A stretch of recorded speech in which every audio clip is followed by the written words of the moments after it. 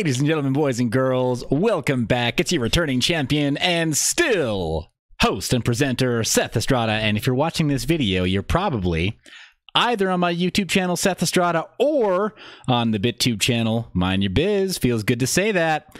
All right, guys, so we are split between two different streaming platforms today. If you are on YouTube and you haven't already experienced the awesomeness that is BitTube, before we start our roast today, let me just show you really briefly, guys, housekeeping. You need to know that on BitTube right now, Mind Your Biz is trending. 12 out of the top 21 videos on the trending tab are from the Mind Your Biz channel. Thank you so much. It's because of you. You made this possible. I make these videos because of you. So this is all you're doing, guys. This is a team effort. And without your support, without your interest, without your comments, without your questions, without your suggestions for new coin projects, without really the village, right, coming together to say, hey, we want to know more about crypto. We want to talk about it in a way that it makes us think, doesn't just shill, doesn't just send us over to Amazon to buy overpriced whatever. Because of you, we made this happen. And guys, it's happening over here on BitTube. Thank you so much for being supportive there. Kevin, how's it going? We got our first moderator up in the heezy. So appreciate you being here. All of your comments are live. Oh, Faded, I love your face. I love your face more. No, your face more. So guys, thank you so much. I really can't say it enough. Thank you so much for being supportive. This is a movement, right? Crypto is a movement. It's not just a technology, and it's not just a currency. It's not just a store of value. We're engaged in a legit movement together, internationally as one. Crazy, unprecedented. We've never seen anything like this before in our lifetimes. And I mean, I can only hope the future holds more of movements like this, right? And it's based on crypto. Hopefully we're at the beginning of something really awesome. Guys, I have comments live in the live stream from both YouTube and BitTube, so be on your best behavior. All right, this is for posterity's sake, and this is still technically a family show, so let's try to keep it cool. Ken, thank you. Welcome. I see a couple of quick shout outs in the audience, guys. Get the infamous Imperdin. And for this week, and this week only, he is legitimately Imperdin. If you go to Discord, his name is Imperdin on every server. So Imperdin, welcome. He's watching over on BitTube. I got some of the other BitTubians that I want to call out really, really briefly. Primarily, we got Imperdin over on BitTube, but on YouTube, we got Roderick Crawford, Hashling Slasher, we've got Faded, we've got Kevin, Brandon Ford, we got T-Boy Leet, Terry B, MC Mining. Good to see you, MC Mining. Thank you, thank you. Let's talk a little bit about crypto, shall we? Let's talk about the State of the Union. Very serious. State of the Union. Crypto in the United States. The United States sneezes, the world catches cold. And crypto is really no exception, right? Depending on how stuff is viewed here. So guys, take a look over on BitTube, trending right there. If you want to sign up, then make sure you go to BitTube, bit.tube/mindyourbiz to subscribe over there. Your support means the world. And in August, you're going to get paid for your watch time. They call it airtime. But you're going to get paid. You're going to get paid for watching there in their native currency. Now to let's head these criticisms off of the past before they come up, before I'm accused of being a shill, or before BitTube is accused of being a scammer. Guys, think of like technologies like BitTorrent, right? BitTorrent itself is not a bad technology, which by the way, I've reached out to Bram. We're going to see if I can have Chaya Coin on the channel, because I think that what they're doing is pretty amazing, and I am a huge fan of his work. Very much respect the heck out of what Bram has done in the past with BitTorrent. But BitTorrent is just a system of technology, right? It's I was going to say, it's like a bunch of tubes. But, you know, we're going to have plenty of opportunity to make fun of politicians and their quotes, right? So, yeah. So BitTube is an aggregator, right? Using the IPFS system, and it just serves you what is already there. My stuff is uploaded to the IPFS system, so everything you see here is already leveraging a different decentralized network, and BitTube is just helping to serve it to you.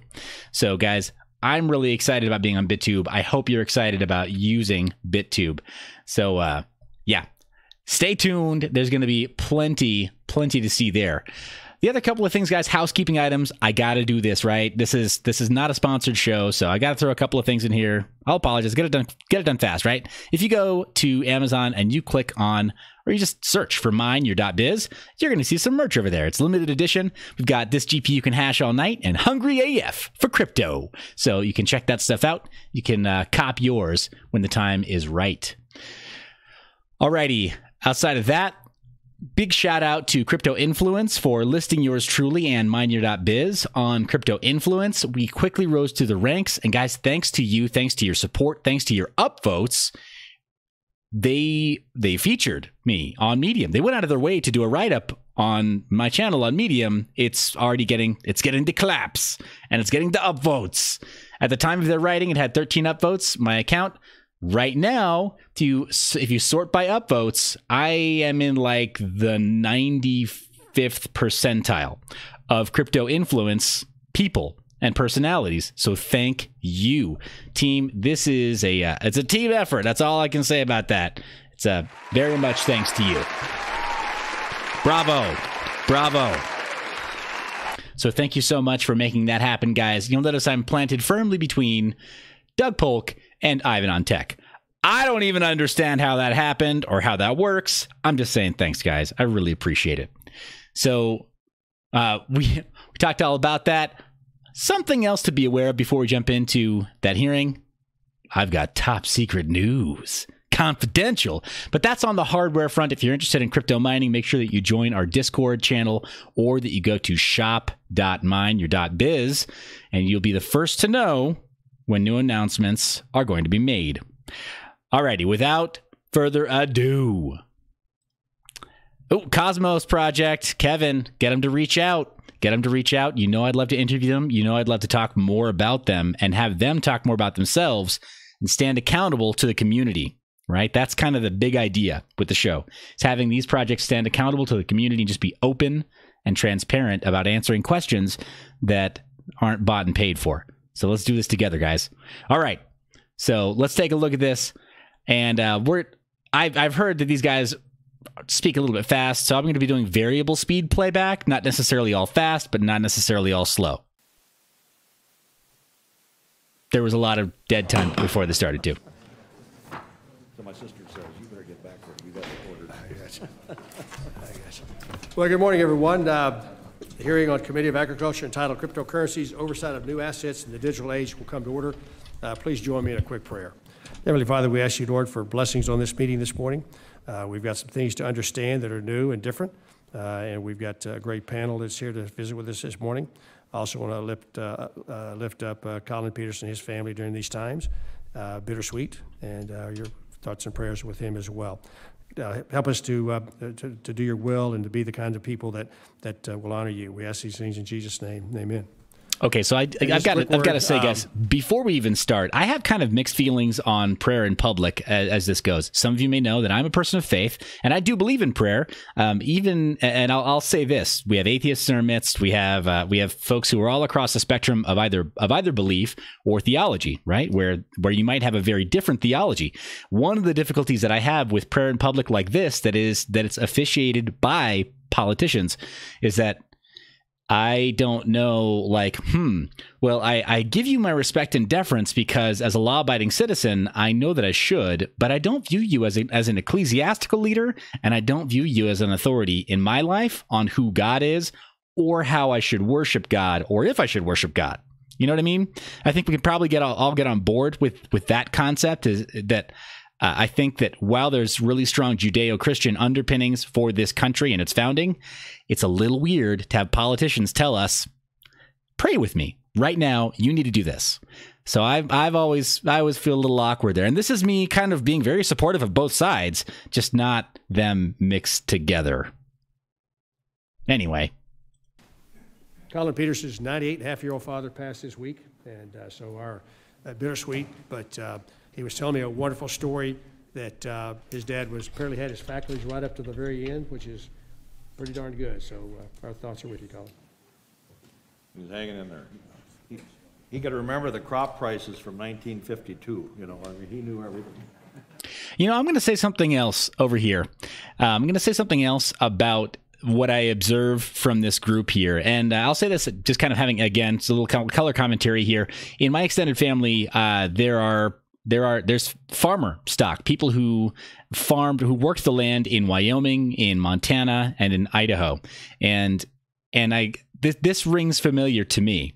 The way that people interact, and they very much value each other and value people, almost to the point that they don't value keeping a schedule or worrying about the audience that they're actually supposed to be talking to. But it is endearing. It is endearing. Again, talking about sort of like the Judeo-Christian underpinnings of how culture has formed in the United States. It's very interesting to observe. In particular, Protestant groups out in a lot of these areas very much turn to each other and express care and concern for each other. So I don't know. I mean, I guess I'm kind of touched. It's hard for me to go into this thinking I'm going to roast these guys, because I'm kind of touched by them showing care for each other, thinking about each other's family and what's happening, attempting to reach out for some kind of divine guidance. Yeah, but Kevin, yeah, you're right. At the same time, also giving themselves a pat on the back. Here we are 17 minutes into a broadcast about cryptocurrencies and oversight of assets, and we haven't talked about any of that stuff. So, yeah, is it the time? Is it the place? Probably not. Yeah. All right. So, well, good morning. We've got a terrific panel this morning. I see a lot of new faces in the audience today.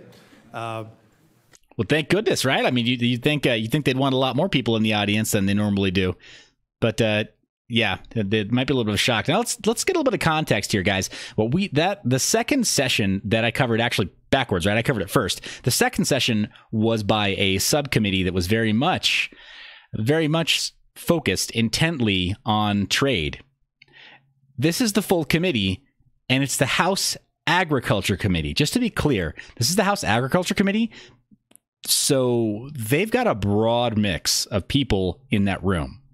So I think if the chairman's looking like, oh, what the heck? It's because they're probably used to talking about a variety of topics, and not all of them having to do with cryptocurrency, and not all to that audience. One of the big questions on a lot of folks' minds is, what's the Agriculture Committee doing with cryptocurrency and distributed ledger technology? But we're here to find that out this morning. So, all right. And Kevin, you're right on. Yeah. They don't like witnesses. Most of these groups, they don't like having too many people tune in and pay close attention to what they're doing. Now, that said, if we click open to their channel on YouTube, or indeed any of these groups, right? In any of these committees or subcommittees, they've got so many videos posted, right? I mean, usually hundreds, usually years upon years upon years. We're only going 5 months back so far. Like, we're not even within a year back into their broadcasts. But I mean, 5 months ago, Committee on Agriculture public hearing regarding the CFTC agenda. Guys, the CFTC, this is so important. And this is the CFTC's agenda for the year, 20 views. Shame on us. I mean, we should have seen this stuff coming. We should have been tuned into a lot of these conversations way earlier. So, I mean, they weren't hiding, right? That's the thing. They're not hiding. By law, because there is a technology that allows them to broadcast this stuff, they have to broadcast this stuff. They have to be somewhat transparent about it. But they have the full committee assembled on the regular, and they're broadcasting to YouTube. We're just not tuning in. Right? We're letting it go over our heads. It's when they specifically used something that we could parse easily, right? It's when it's hashtagable and when we can actually sort and find for it, that it's like, okay, cool, you got our attention because you said the word cryptocurrency. But CFTC, we should be perking our ears up. FinCEN, we should be perking our ears up. Fed, absolutely perking our ears up.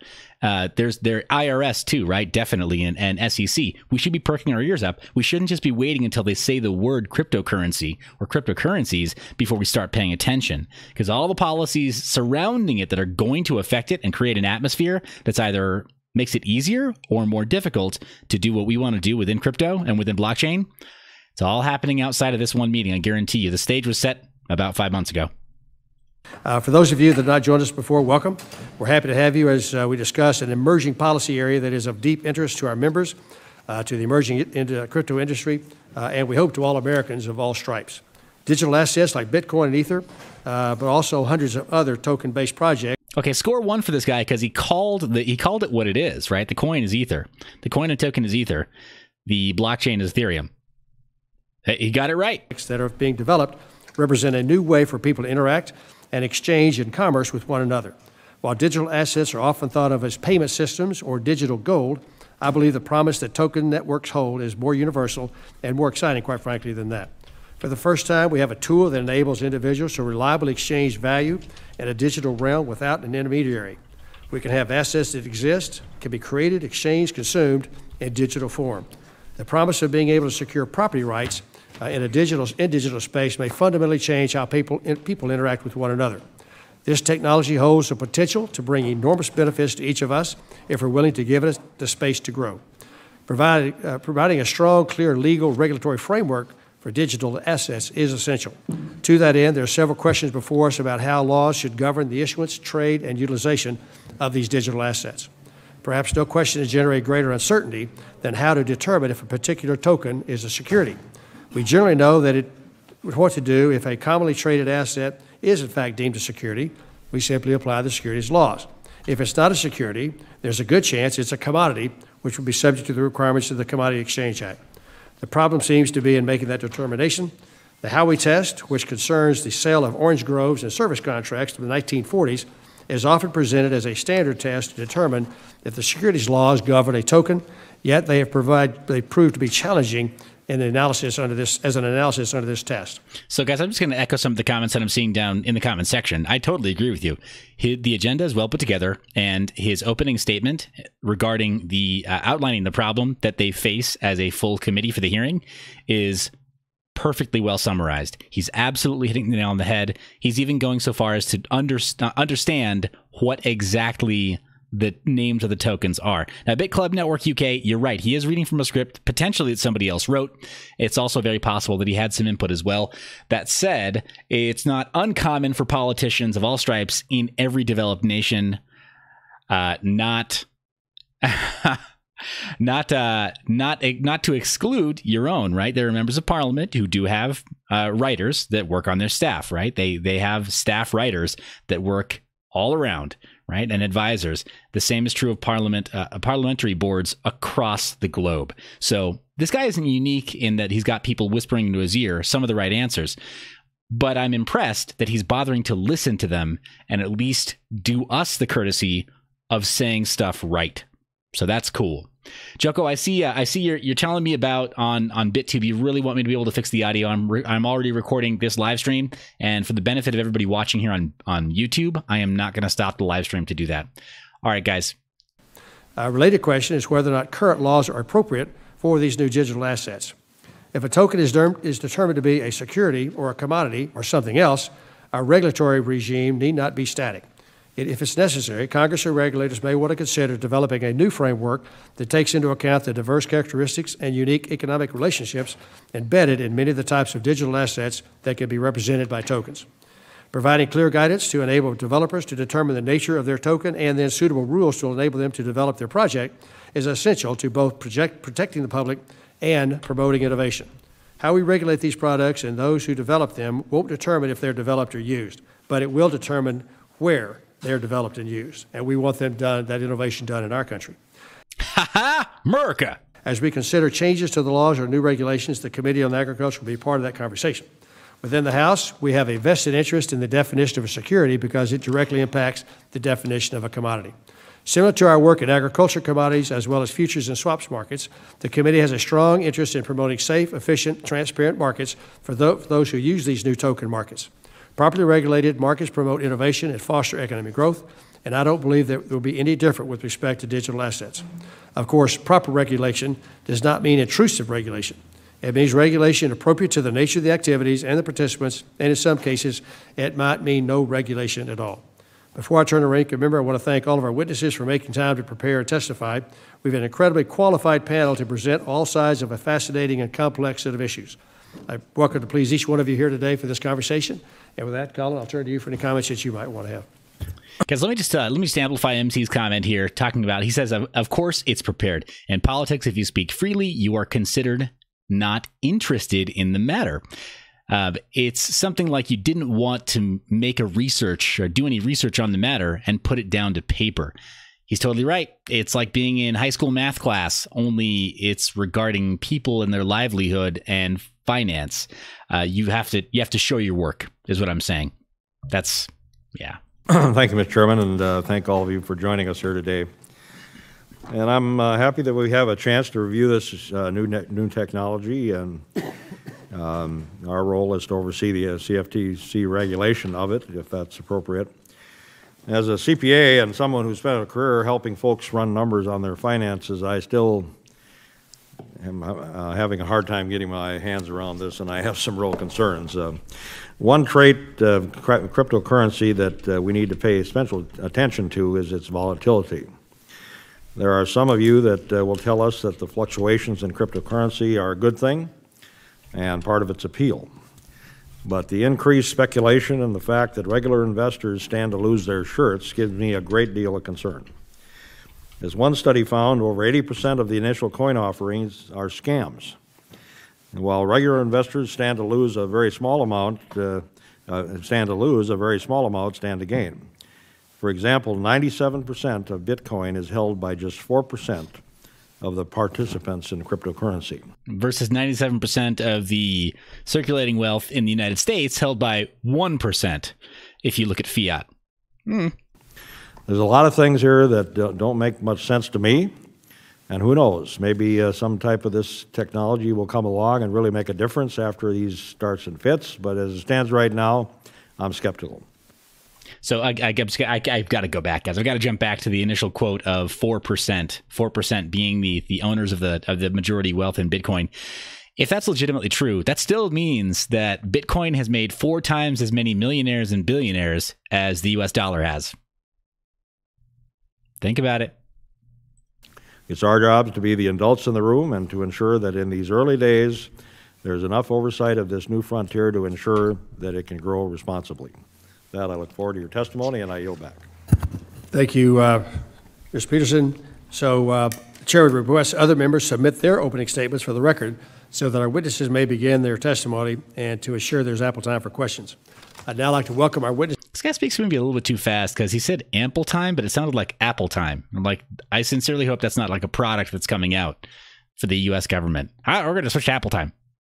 I mean, but there's like one button and all it does is mute and unmute the mic. Apple time. This is to our table. First off, we have Joshua Fairfield, Mr. Joshua Fairfield, the William Donald Bain Family Professor of Law, William and Lee University School of Law, and staff. So, hey, I've got a couple questions about why I'm not ramping up the speed on this one. It's because of this initial speaker. The chairman speaks a little bit too fast and doesn't enunciate quite clearly enough. I don't want to make it confusing, but as soon as we jump into somebody else's speech, I'll speed it up for you, okay? Virginia. We have Ms. Amber Balday, co-founder at Bit Club Network UK is asking about the gal with the purple hair. I don't know, but clearly somebody wants to find out. Am I playing cross pond matchmaker here? Bit Club UK.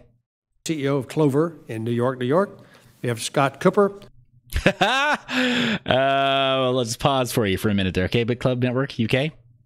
Just breathe it all in. Managing partner of Andreessen Horowitz, Menlo Park, California. We have Mr. Daniel Gorf. So, for anybody who's not familiar with Andreessen Horowitz, they're a VC firm that is closely connected to Y Combinator, huge innovator in the space of tech startups. So, they should be aligned with the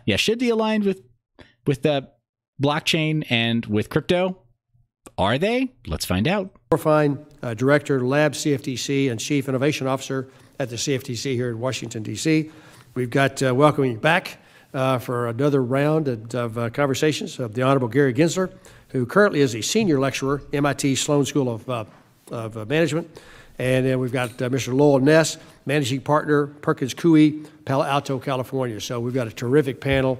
And with that, we'll go to Mr. That guy with his head sitting right in front of the dude's name plaque. What a jerk. Mr. Fairfield.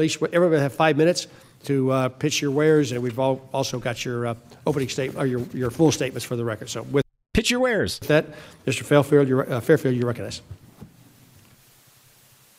And like half his time is gone. His mic's turned off. Talk? I'm on. Thank you, Mr. Chairman Conaway, Ranking Member Peterson. I mean, I'm sorry. Mr. Fairfield is actually a distinguished gentleman. I'm not making fun of him, but that was funny. And members of the committee for the opportunity to address you today. My remarks are going to try to set some context, and they're organized His remarks are going to try to set context? I was really hoping that he was here to do that. around two questions. We've heard a lot about securities and commodities, but how are people actually using cryptocurrency tokens? And given that, how should regulators proceed? On the first question, blockchain, which is the technology underlying the current rash of cryptocurrency and tokens, is a new decentralized database technology. Many communities have formed just to see what the technology can do, and they're trying different experiments. Okay, I've got to speed it up because otherwise I'm going to be so smarmy and so rude to this guy. That's so bad. Like, because I know this guy, like, he really worked hard to try to prepare his statements, and I'm going to be like such a jerk to this guy. So let me speed it up so that I don't like roast him right off the bat. Insta roast. The potential value in these experiments is considerable. Collaborative communities of artists, new forms of corporations, fast and low-cost check settlement, digitization of securities, open and low-cost electronic mortgage and secured transactions filing systems, secure international remittances, voting systems, and many more are possible applications of the technology. My testimony today will focus on potential for blockchain technology to expand personal property rights online. This is my primary area of research. And my conclusions are, and I'll continue them below, that first, citizens need and want an expansion of personal property rights online. That cryptocurrency tokens are helping them do that by solving important problems in building markets for digital property, and that we need to be cautious when regulating overlapping spaces and use cases, such as systems in which most people hold a token to use it or consume it, and a few hold it to speculate on the price.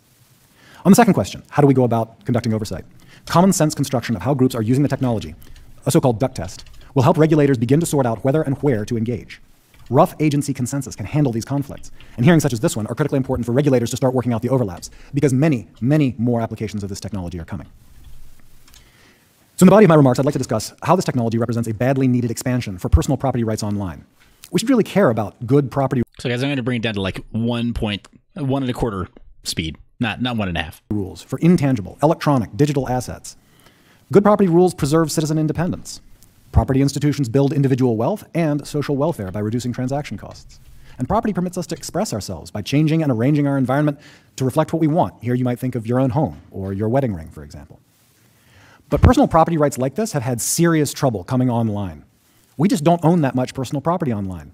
Consider that people used to have record collections. Now they have a subscription to Spotify. People used to have bookshelves. Now they have Kindle accounts. This is because early in the history of the internet, intellectual property holders were worried about illegal copying. It took several decades to develop a technology, blockchain, the database technology underneath cryptocurrency tokens, that can be traded, held, bought, and sold, but not duplicated. So far, until now, property institutions haven't really gotten the benefit of internet technologies because it's too costly to record all the transactions. We can't have a database of ownership for every Barbie doll in the entire country, right? It's too costly. However, token systems can and will reshape all of these ways of owning if they push price points low enough the way the internet did for basic internet communication. In sum, blockchain technology is not just used as a security, it's not just used as a commodity, it's used as a way to unstick personal property law for all of us online. But it's only going to do it if we let it. So what's the path to successful oversight? Responsible regulation has to rest on a frank and common sense determination of how people are using this technology. Working out the jurisdictional questions is going to be time consuming, but it's not particularly harder than for network communications technology generally. We've just had to hand these things out and figure it out. Tokens do present some challenge. Specifically, they may be used in different ways by different members of a community. They may be used at different times in different ways, but most importantly, the nature of the use by a community can shift. A community can be trying to do something entirely legitimate and have speculators come in and begin to disrupt the purpose of the original community. The current hot characterization debate is whether token sales ought to be deemed regulable under the Howey test. I believe instead the Howey test represents the outer bound of where we should look. We should look inside that outer bound to figure out what the beneficial and damaging uses of the technology are. If a community is using cryptocurrency tokens like securities, then they should be regulated as securities. But if they're not, they shouldn't. And that's the most important addition. In conclusion, blockchain technology has enabled new communities and new business forms. It has also provided the technological basis for a badly needed expansion of personal property rights online. And for purposes of regulatory jurisdiction, a rough, common sense sorting into buckets will do more good in the near term than precise definitions of what a cryptocurrency token is. That is a lost cause. A cryptocurrency token wears as many hats as humans give it. It is an entry in a database. It is a technological entry and nothing more. In the current characterization debate, what this means is that a token should be deemed a security when it operates like a security, a commodity when it operates like a commodity, a currency when it operates as a currency, and as a simple property interest when it operates as a simple property interest. Thank you so much. Thank you, Mr. Fairfield. Ms. Balday, 5 minutes. So that was extremely well prepared, and honestly, like I was not prepared for that guy to be as on point as he was. To summarize very, very briefly, what he's saying is it only has the value that we assign it. And today it's just technology, but it's technology that is solving problems that were heretofore unsolvable. But now it has value if we give it value. Pretty cool. Chairman Conway, Ranking Member Peterson, and members of the committee, thank you for the opportunity to be here this morning. I'm Amber Balday, co-founder and CEO of Clover, a company building tools that make it easier to build decentralized applications on top of both publicly accessible blockchain networks and access-controlled distributed ledgers. Previously, I led the blockchain program at JP Morgan, though I'd like to note that my comments today do not represent my former employer. I also currently So she name dropped, but she didn't want to own it. Sit on the board of the Zcash Foundation, a nonprofit organization seeking to advance the state of the art for privacy technology as applied to internet infrastructure and privacy-preserving cryptocurrencies. These are a variety of disparate hats, all of which lead me to the same message. My commentary today concerns the importance of a cautious and thoughtful regulatory approach to innovative technologies, even and especially those that might disrupt business as usual or add to the complexity of regulating the internet as both critical infrastructure and a shared public good. We must determine how to balance the enormous potential value of this technology with the need for consumer protections and national security, and how to achieve this while respecting human and constitutionally protected rights. So far, money seems to be the killer app for blockchain. Much as the early internet's killer app, email, continues to be a cornerstone for how we communicate online, peer-to-peer payments will likely grow into and persist as a ubiquitous part of our personal and professional daily lives. You know, actually, MC Man's got a really great point there. When I speed her up, it makes it sound like she's unnecessarily angry. In fact, the ability to spend, trade, rent, or license other sorts of unique digital bearer assets could be applicable to many things we own. Mortgages, securities, collectibles, but now I'm bored. Okay, I'm going to speed her up again. Sorry, guys, I can't handle this. I can't go back to jail. Intellectual property rights, personal data, etc. Imagining this mature, interconnected global ecosystem of such markets feels like standing in the 90s and imagining Netflix streaming on your phone.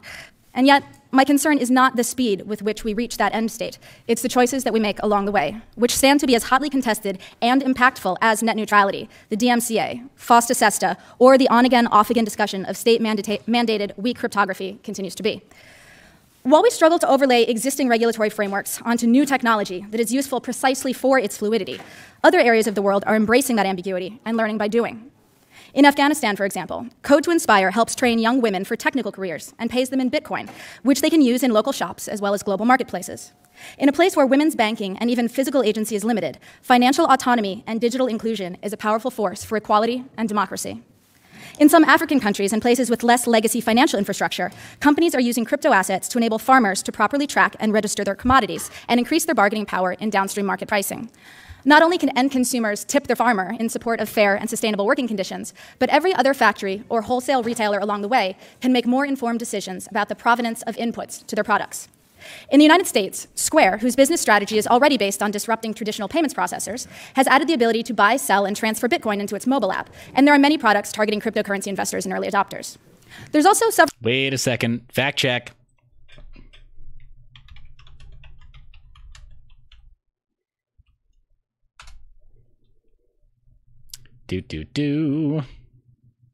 Because I want to say that Square actually announced the end of life for this not long ago. I don't believe this was implemented, guys. You can go ahead and fact check me down in the comments if you want to, but I think that maybe this is not right. I think that maybe this is totally not right. Square may have actually lost money on its cryptocurrency business so far. I know that Stripe took away the ability to do merchant processing of Bitcoin and other and other blockchain payments, other crypto payments. So guys, let me know in the comments. I don't think that was accurate. And I don't think that saying something that's inaccurate helps the argument. Several more experimental projects that are interesting. For example, using economic incentives to battle fake news, cryptocurrency micropayments as an alternative business model to data-hungry online advertising, and fluid marketplaces for unused disk space on your home computer as a disruptive force to centralized cloud storage. These projects, all launched as initial coin offerings, ICOs, either on a new single-purpose blockchain network or as a token on top of an existing network like Ethereum, are often compared to the internet startup boom of the 90s. The ability to, quote-unquote, code oneself out of business is a novel property of these decentralized blockchain applications, but most experiments today invoke a variety of human-controlled workflow checkpoints and escape hatches to allow intervention if necessary. Along with understanding who controls access to the network and who can modify the rules of the system, identifying who controls these escape hatches. Guys, I'm gonna pause this really fast. I'm getting some feedback in the comments saying that with the Square Cash app, the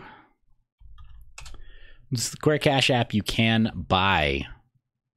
Alrighty, getting started with Bitcoin in Cash app. It looks like this is still on the FAQ, so it looks like you should be able to still.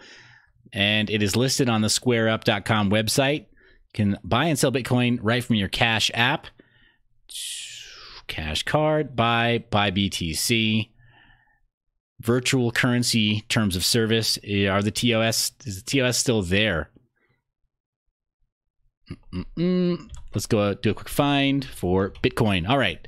Virtual currency means Bitcoin, another virtual currency that may be purchased, sold, saved, and transferred using the Cash app. Looks like it's legit, guys. It's still listed under the terms of service. So I recant. I was wrong. I must say I'm sorry. I'm sorry, Miss Balde. Might be helpful in sorting tokens into various asset classes once a sensible taxonomy has been established. As a counterpoint, blockchain is not the answer to every problem. For example, I recommend extreme caution with exploration of blockchain-based e-voting.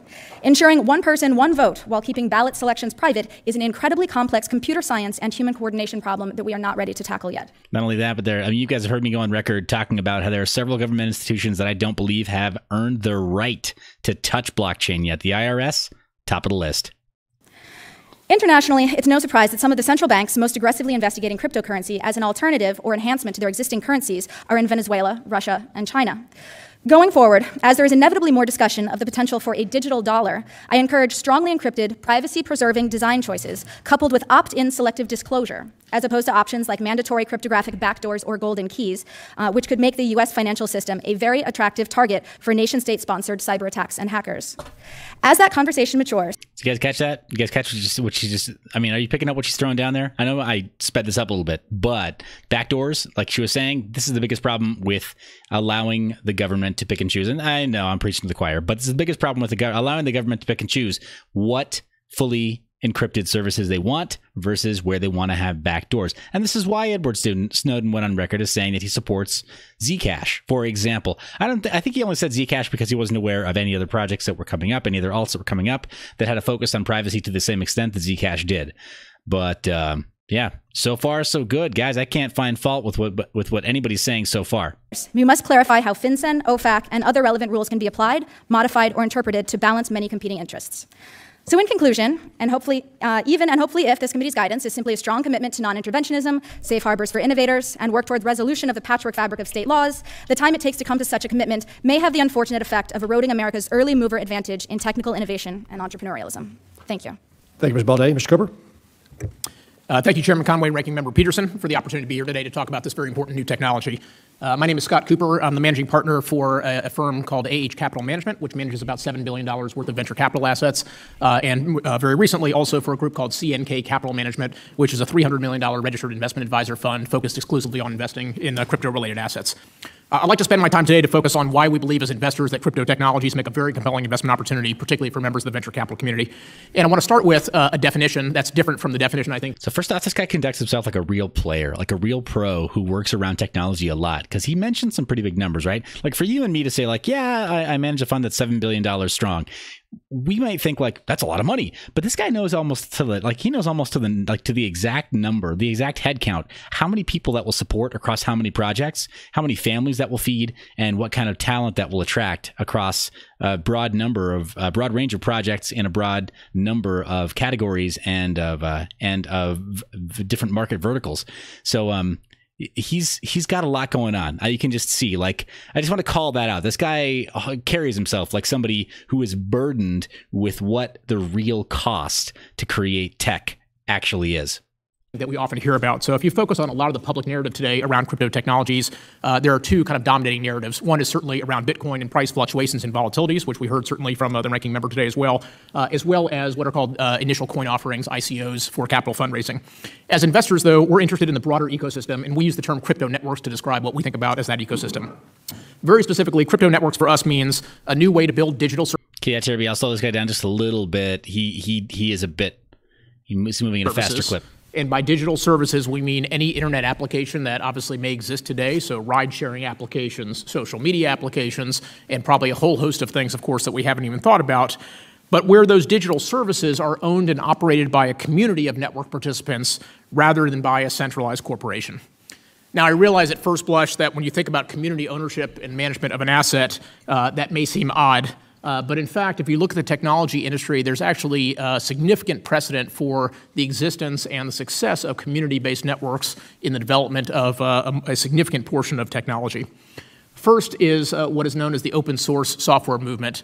This started back in 1983, actually, at MIT by a professor named Richard Stallman. And at the time, it was a very, very radical notion. The idea was that a community of developers would publish and then freely offer their software to others who could modify that software, who could incorporate it into various other projects. It was really, in many respects, a very liberal movement around opening up and reducing kind of copyright initiatives in software. If you fast forward to today, though, open source is the predominant method of software development and software utilization today in the world Yeah, so for anybody who doesn't do system administration or who doesn't work in tech or do any kind of programming, what he's saying is 100% legitimate. Greater than 80 to 90% of the internet runs on Linux. So anything you enjoy, I don't care if you're using a Mac device at home, an Apple device, or if you're running Windows, if you build your own systems or whatever, most of the infrastructure that actually powers everything we know, love, and actually care to use is Linux. So score one, Richard Stallman, and score another one here, Mr. Kapoor. So yeah, and what's in his coffee? I don't know, but I don't dare ask because it's probably really expensive. Any data center you go to, which is obviously where major corporations run their internet applications, Linux, which is a major operating system, is by far the dominant operating system in play. And for all of you who, like myself, who walk around with your cell phones all day long, the vast majority of components in your cell phones are what are called Android and essentially open source software. So the history of open source software, I think, is relevant for how we think about the potential for what Bitcoin and crypto networks can be. The second important historical analogy is around what we call open protocols, which really form the foundation of the modern internet that we all use today. An example of this is something called SMTP, which is the protocol that we all use for email transmission. It's an open protocol. It was governed in many cases by open communities, by networks, by academics, and in many cases with government funding. And many people built applications on top of these open networks precisely because they knew that the nature of that protocol would not change. They could rely on the steadiness and the consistency of that protocol on which to build applications. So if we look at technology, open protocols that are well-developed and well-maintained can become the building blocks on which massive customer utility and economic growth can be built. Such as BSD and FreeBSD, which then turned into macOS. It's also the case, however, if you look at the startup world, that many startup companies have failed by relying on what we call platform risk, which is building on other platforms that are governed by centralized corporations and then finding that the rules of the road change over time, and that really does significantly handicap their efforts. As a result of this, what we now see in our business is many developers are hesitant to take on this platform risk and are instead looking at things like crypto networks as a new and innovative way for developers to create new digital services without the attendant risk that comes from depending upon centralized platforms. In many ways, crypto networks borrow from the nearly 50 years of history in the technology industry, which shows that communities of developers can share their work openly and properly govern a network without centralized authority. But crypto networks also introduce a very powerful economic incentive that didn't exist in these prior generations: the presence of what we call a token, which creates a direct financial incentives for members of the communities to in fact develop and govern the networks appropriately. The token really, in a sense, is the glue that binds the various players in the ecosystem and provides the appropriate economic incentives for all market participants. Understandably so, this creates a whole new set of challenges for regulators.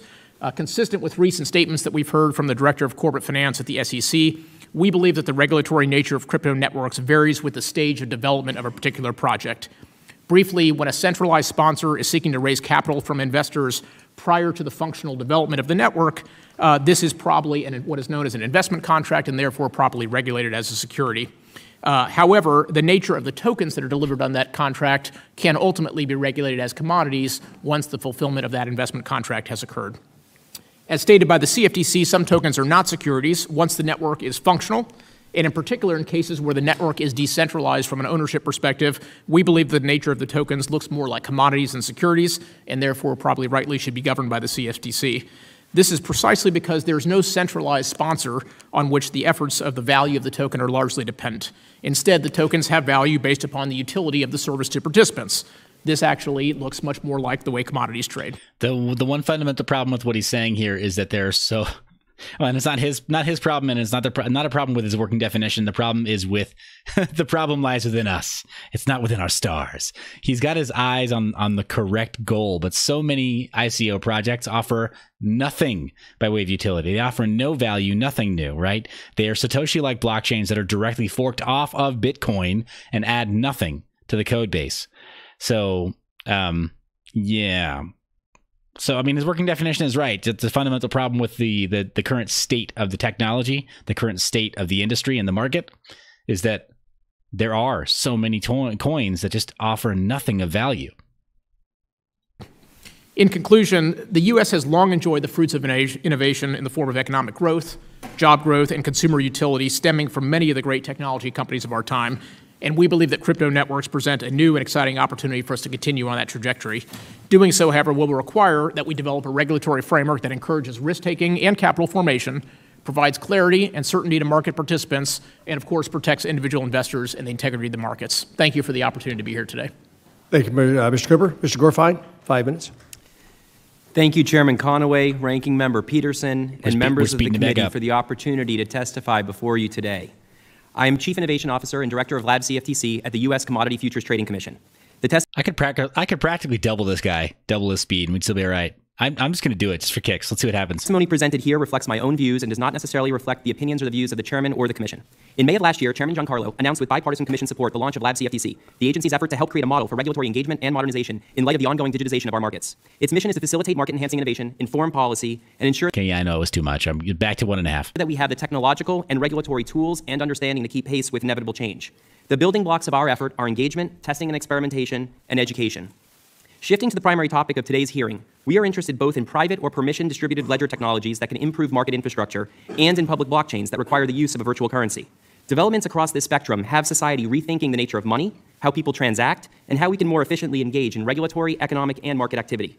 With respect to public blockchains, proponents note that they unlock digital scarcity, enable efficient transfer of ownership, and power the execution of applications. And all of this can be done without the need for a trusted central intermediary that was traditionally needed to verify that each party has and does what it promises. So yeah, guys, again, obviously, as you know, if you're tuned into the channel, if you tuned into these, the various interviews that I do with different coin projects, the focus of this channel is mining, right? It is mining. So everything this guy just said, talking about not having to worry about traditional models of trust and traditional models of authority, that's us. We do that.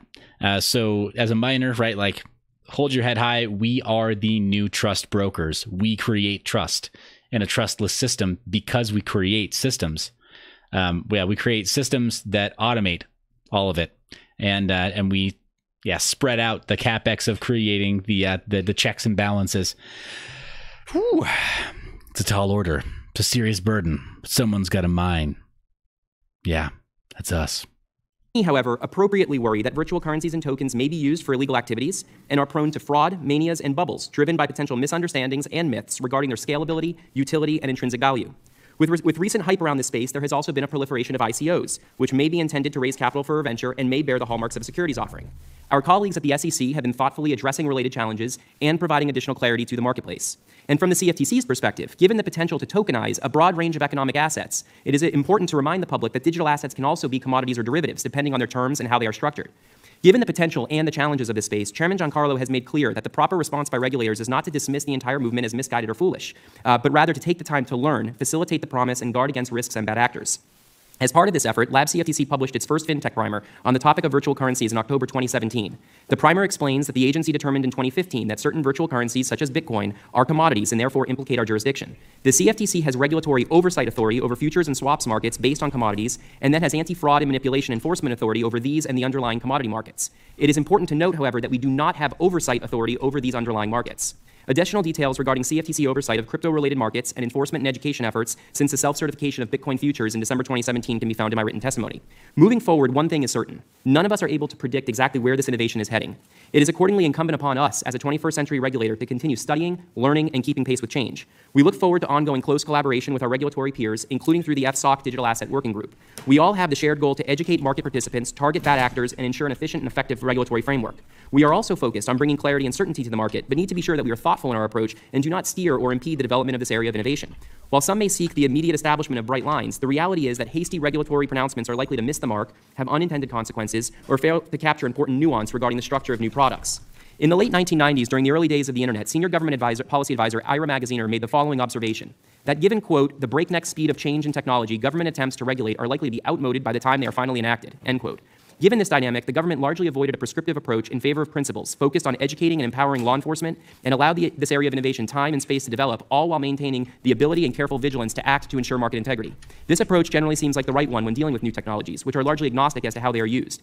The role of the regulator is to facilitate use of new technologies that can benefit markets and the public more broadly, while deterring and pursuing those who seek to use technology to do harm. Thank you, and I'm happy to answer any questions you may have. Thank you, Mr. Gorfine. Mr. Gensler, 5 minutes.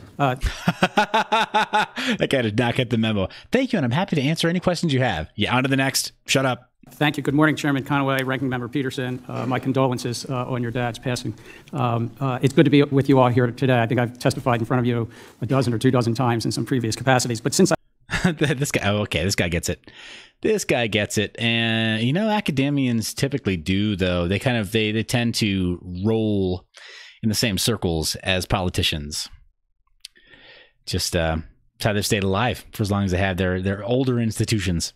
I was last with you, I took on a new role at MIT where I am engaged, yes, in researching, teaching, lecturing, and advising on digital currency and blockchain technology. Now, I say that, but for those who don't know, because some are new, I also chaired the Commodity Futures Trading Commission for 4 or 5 years. And before that, long ago, I was 18 years at Goldman Sachs. So I bring, from my years in finance, my years in public policy, and now, I guess, as an academic, some perspective of what I've learned. And with the chair's permission, one thing I've learned as an academic is to ask the audience a little bit about their engagement in Bitcoin. So again, with the chair's permission, if I could just ask, how many members of this committee have invested in cryptocurrencies? And I'm going to ask the audience, too. So we've got show hands. One in the audience. All right, Bob. Hands.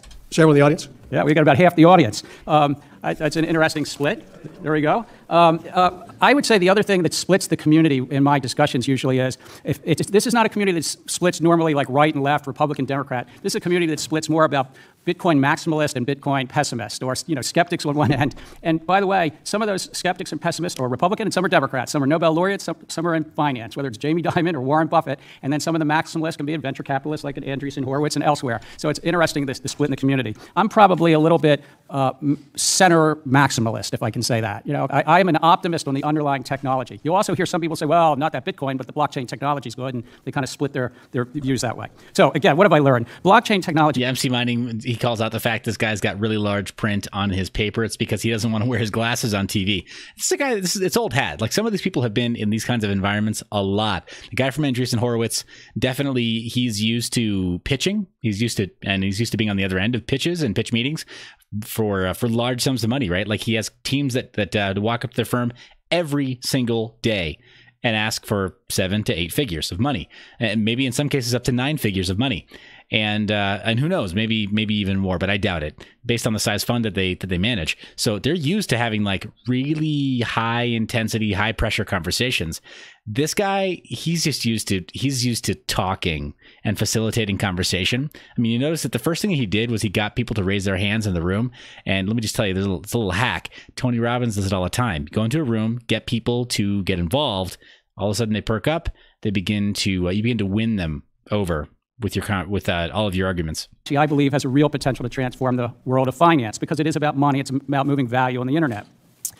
This new technology could lower costs and risk in the financial sector. Second, to reach its potential, I feel strongly that, and for public confidence, to reach its potential, we need to bring it inside the world that we know, the long-held public policy frameworks. Now, what are those frameworks? Congress has a role to play to tinker about these frameworks. But I'm just saying, what are our historical frameworks about technology and finance? We guard against illicit activity like tax evasion or money laundering. We ensure for financial stability, and we protect investors and consumers. Those are the three big ones. We protect against illicit activity, we ensure for financial stability, and we protect investors. Everything else is debatable, and we need to adjust the details underneath that. Third, the SEC and CFTC do have a role to play. Both of them have roles to play. They've released numerous notices and enforcement actions and so forth. However, there's a lot of non-compliance. I mean, there are thousands of entrepreneurs out there that probably right now are not complying with SEC guidance. And there are fewer that are not complying with CFTC guidance, but that's just because the CFTC doesn't have oversight of this thing called the initial coin offering market. And that's where there's a lot going on. And this thing's going large and big. It's about a $250 billion market, $250 billion is getting some size. I mean, the overall capital markets in the world are about 250 trillion or 300 trillion, so it's not threatening that. But thousands of ICOs have been raised, $20 billion of capital. Ooh, but here's his fundamental flaw. Fundamental flaw is thinking that this stuff is going to grow linearly. That's not necessarily the case.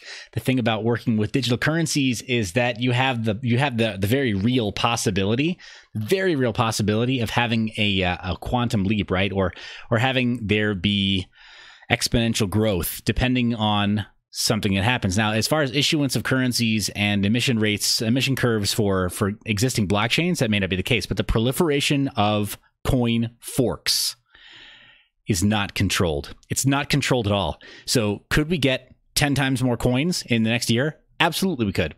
Could we see 20,000 different blockchains out there? Absolutely we could. We could see it tomorrow. We don't know. We don't know for sure that this is not happening right now. So to be like, oh yeah, it's no problem. It's not going to threaten the world economy. You don't know that. Nobody can know that.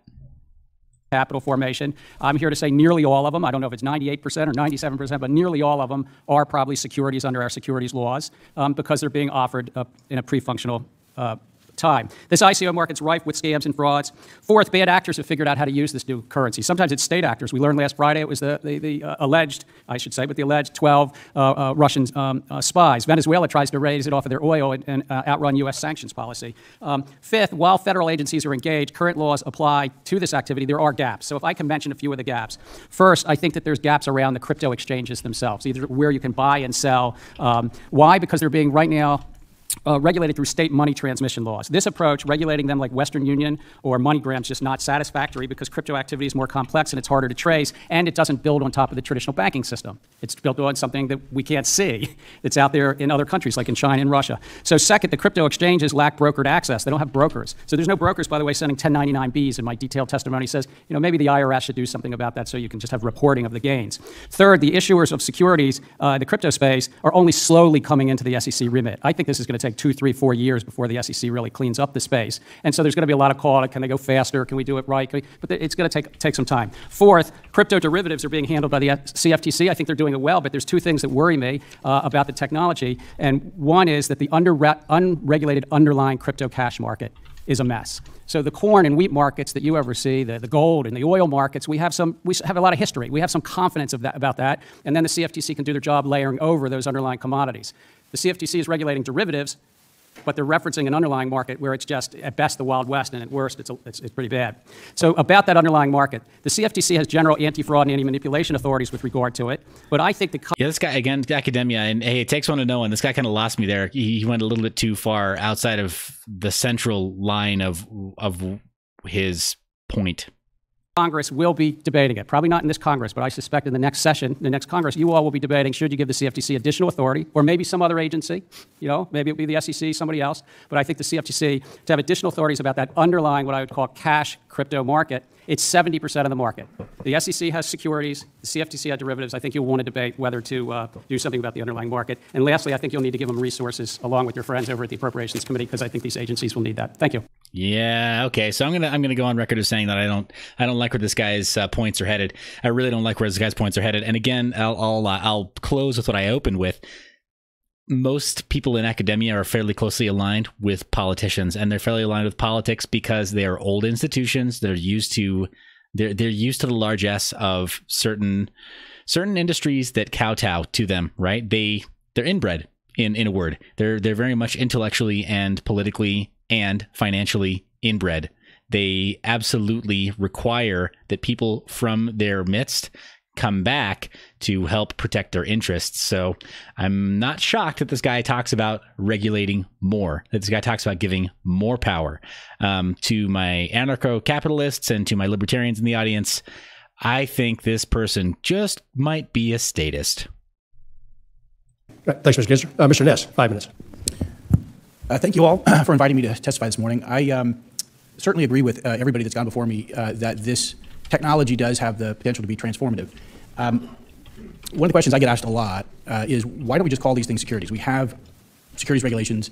We could create a scenario where these things get registered and then become, quote unquote, freely tradable. So why not just call them securities, deal with existing laws? And I think the problem with that is they exhibit some characteristics of securities during certain phases and not in others. And especially when we get to full functionality, when it's a truly completed product that is being sold, the intention of that product is to be used in a network. And that really can't happen, at least not at the speed of software, which is really the fundamental principle here behind these decentralized protocols, is to allow for value transfers truly at the speed of software. You can't do that if everybody's got to be a broker-dealer and all the intermediaries have to interact in a way that that would be appropriate for securities. So we need to come up with a fairly novel and pragmatic approach to dealing with the fact that there needs to be some investor protections, particularly in the early stages, while the thing is a PowerPoint deck and an idea in somebody's mind. But find ways to create some clarity around how and when it goes from being sold as a security to being sold as a commodity. And that is a very important imperative right now because we are seeing so much activity, frankly.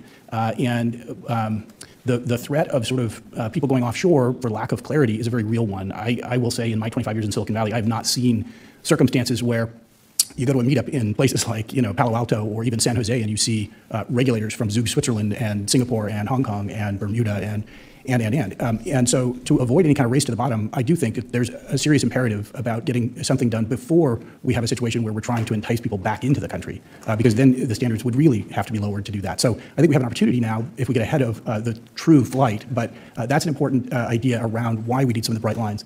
To that end, I did in some of my written testimony include some materials and a proposed regulatory framework that both talk about what the existing laws say and how the existing laws treat the so-called utility tokens.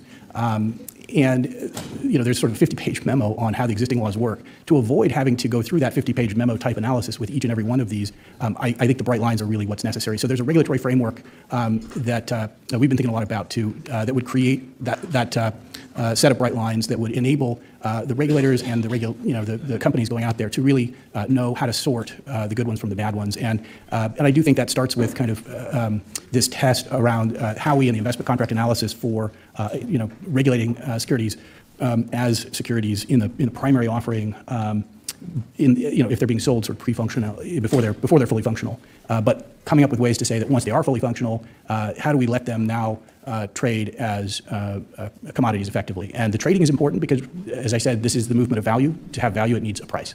And the markets really are a necessary part of this. So the fact that there are secondary markets is a key part of this. They need to be able to trade in those markets to establish price. They also need to be able to be used in their networks as non-securities.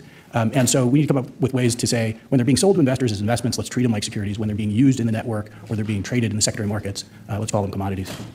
Thank you. Ooh, I mean, I think as far as a regulatory environment that the average person or lay person can approach, that like what he said makes sense, but at the same time, it's also like, so how, like, where do you get on, where do you get off on the securities bus, right? Like when you're a token holder, it's tricky. Well, thank you, Mr. Ness. The chair will remind members that they'll be recognized for questioning in the order of seniority for members who were here at the start of the hearing. After that, members will be recognized in the order of arrival. I appreciate my colleagues' understanding, and I'll recognize myself for 5 minutes. Mr. Ness, I agree with you that if we don't get this right and we flush the innovators No, sir, I'm going to recognize myself for 5 minutes. I'm just kidding. Offshore and other countries, that getting them back is a lot more difficult. So hopefully, at least this start of the process with this hearing, that we can get to an answer that doesn't do that.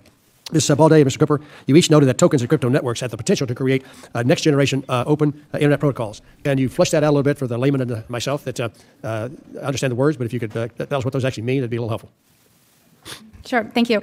So when we say open, open means a couple things. In this case, we mostly mean open access when we say public blockchains, which means that anyone can join the network. It has to do with the degree of gatekeeping, which is not necessarily an all or nothing kind of a decision. But we can, if we start thinking of public blockchains as being more like a public commons, it's a lot more like the internet, wherein you have a lot of choice as how you access that sort of network. We also usually mean open source, as Mr. Cooper mentioned, so that we're allowing auditing of that code, which increases trust of the code, and most of the core technology that powers the backbone of the internet is open source. I agree with all that. I would just to give you maybe a very specific example, imagine in the future, a social network. Today, right, you have, as users of social networks, of course, you have an intermediary, in many cases a company like a Facebook, who obviously is taking and utilizing the consumer data, and then obviously developing relationships with advertisers. I think that was the chairman that actually scoffed, like, oh, Facebook, don't make, it's a dirty word, sir. Never say that. Never say that around me again. Others as a way to monetize that data. That's their business model. In the future, utilizing a crypto network, you can imagine a world where you as the user own your data. That data is cryptographically secured, and you choose which data you want to expose to various advertisers or other promoters. And the flow of economic value in that case, as opposed to going through an intermediary, might be going directly from an advertiser or a promoter of products to you as an individual, as you've kind of governed the use of that data. So that would be kind of, in very broad terms, the way to think about kind of an expansive view of what this could look like. All right, Mr. Fairfield. I love that he actually gives an example of something that was concrete that the chairman could actually understand. The girl next to him, right, was Balde was sort of like, that's not the best use of crypto. She's right. I mean, obviously she's right. That's not the best use of blockchain or crypto. But in this guy's mind, right, Boomer, thinking about Facebook, it helped him understand. Yes, Brandon Ford, he is sponsored by Micro Machines. He actually sponsored by Galoob. You talked about the Howey test, which seems to be the gold standard among securities lawyers who can spell that last name. You talked about that being maybe the outer edges. Just one of our questions we're trying to answer is, are the securities or the commodities, and where does that transition occur? And is it, where? Can you talk to us better about this Howey test and why you think that's the outer edge, and just how should it apply to distinguishing between commodities and securities? Certainly. There are two questions. The first is, lawyers are inventive. They can rework the formal form of a transaction to make it into anything. Howey describes the outer limit of the kinds of legal forms that can be turned into investment contracts, that can be turned into this sort of exchange. I give you money now, and I wait, and I reap the benefit of your labor on the other end.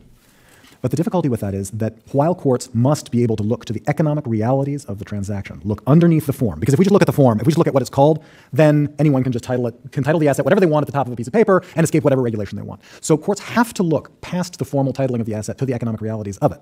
However, they also have to understand that the very flexibility of these tools, both the flexibility of legal forms and the flexibility of this database technology, means that it is very possible for people to be using a product for one entirely legitimate purpose and have other people begin to use it for different purposes. An example of this from outside of the cryptocurrency area entirely would be the discussion we had several decades ago on... Okay, this would be like the lady that was just, arrested for buying Bitcoin with cash. So she used local Bitcoins and there we go. So there we go. This is from last year. And I'd have to go to the settings right here, or tools. Let's make sure that we've actually got this in the last week. And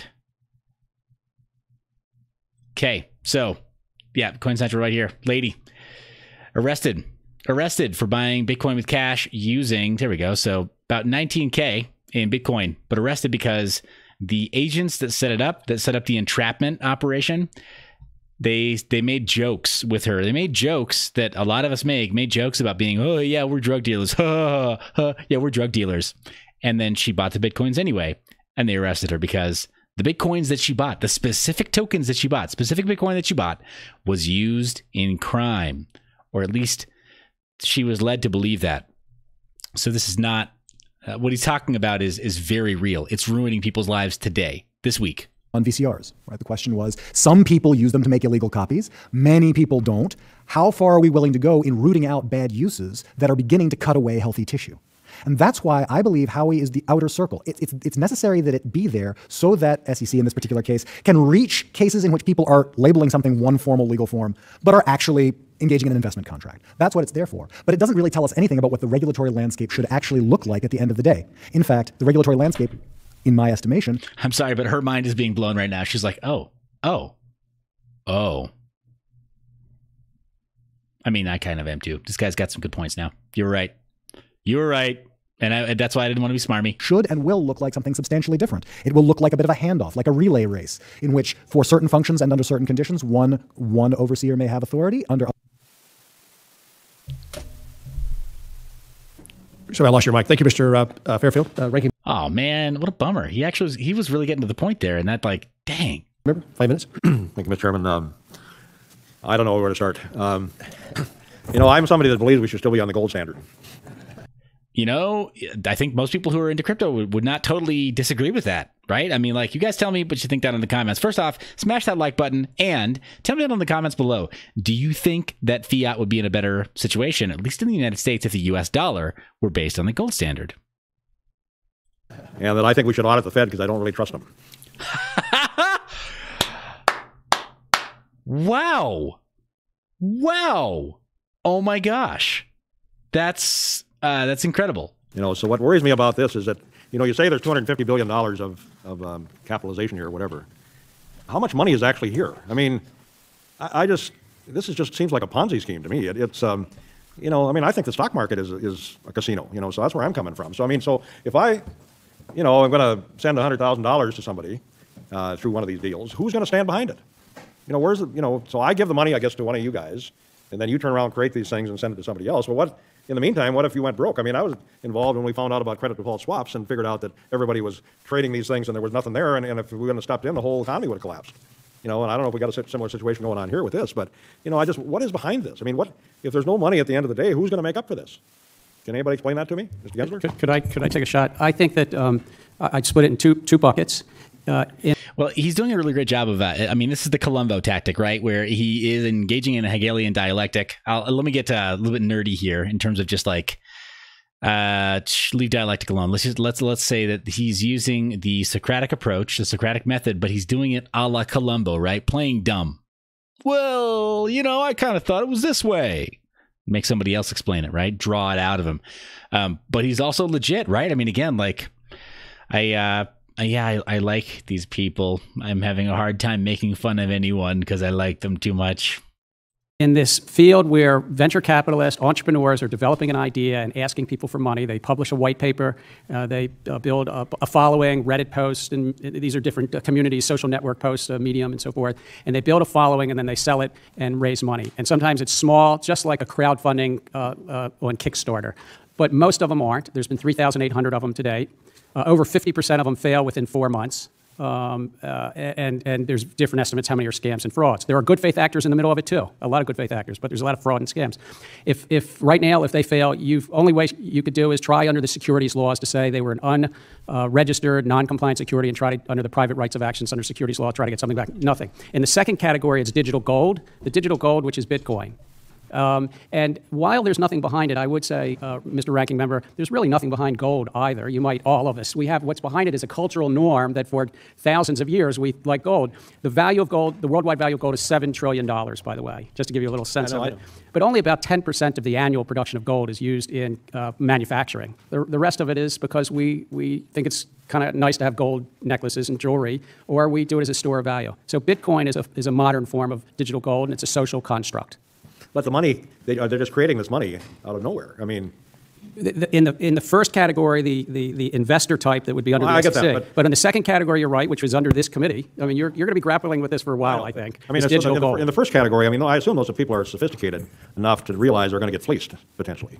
Are they? Or I think there's people get into that area. So what he's saying, guys, is totally right on too, right? Totally spot on. As far as somebody that doesn't actually understand the technology, and as far as somebody that doesn't actually grasp how the value is being created, because there is now a trustless system that is backed by a network that has trusted, not trusted actors, but trusted processes that do verification and validation, right? Mining, full nodes.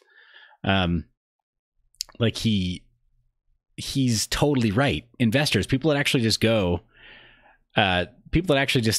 go into this saying like, yeah, I've got $50,000 in the bank and I don't want to leave it, in a slow yield vehicle, right? I don't want to just put it into a CD.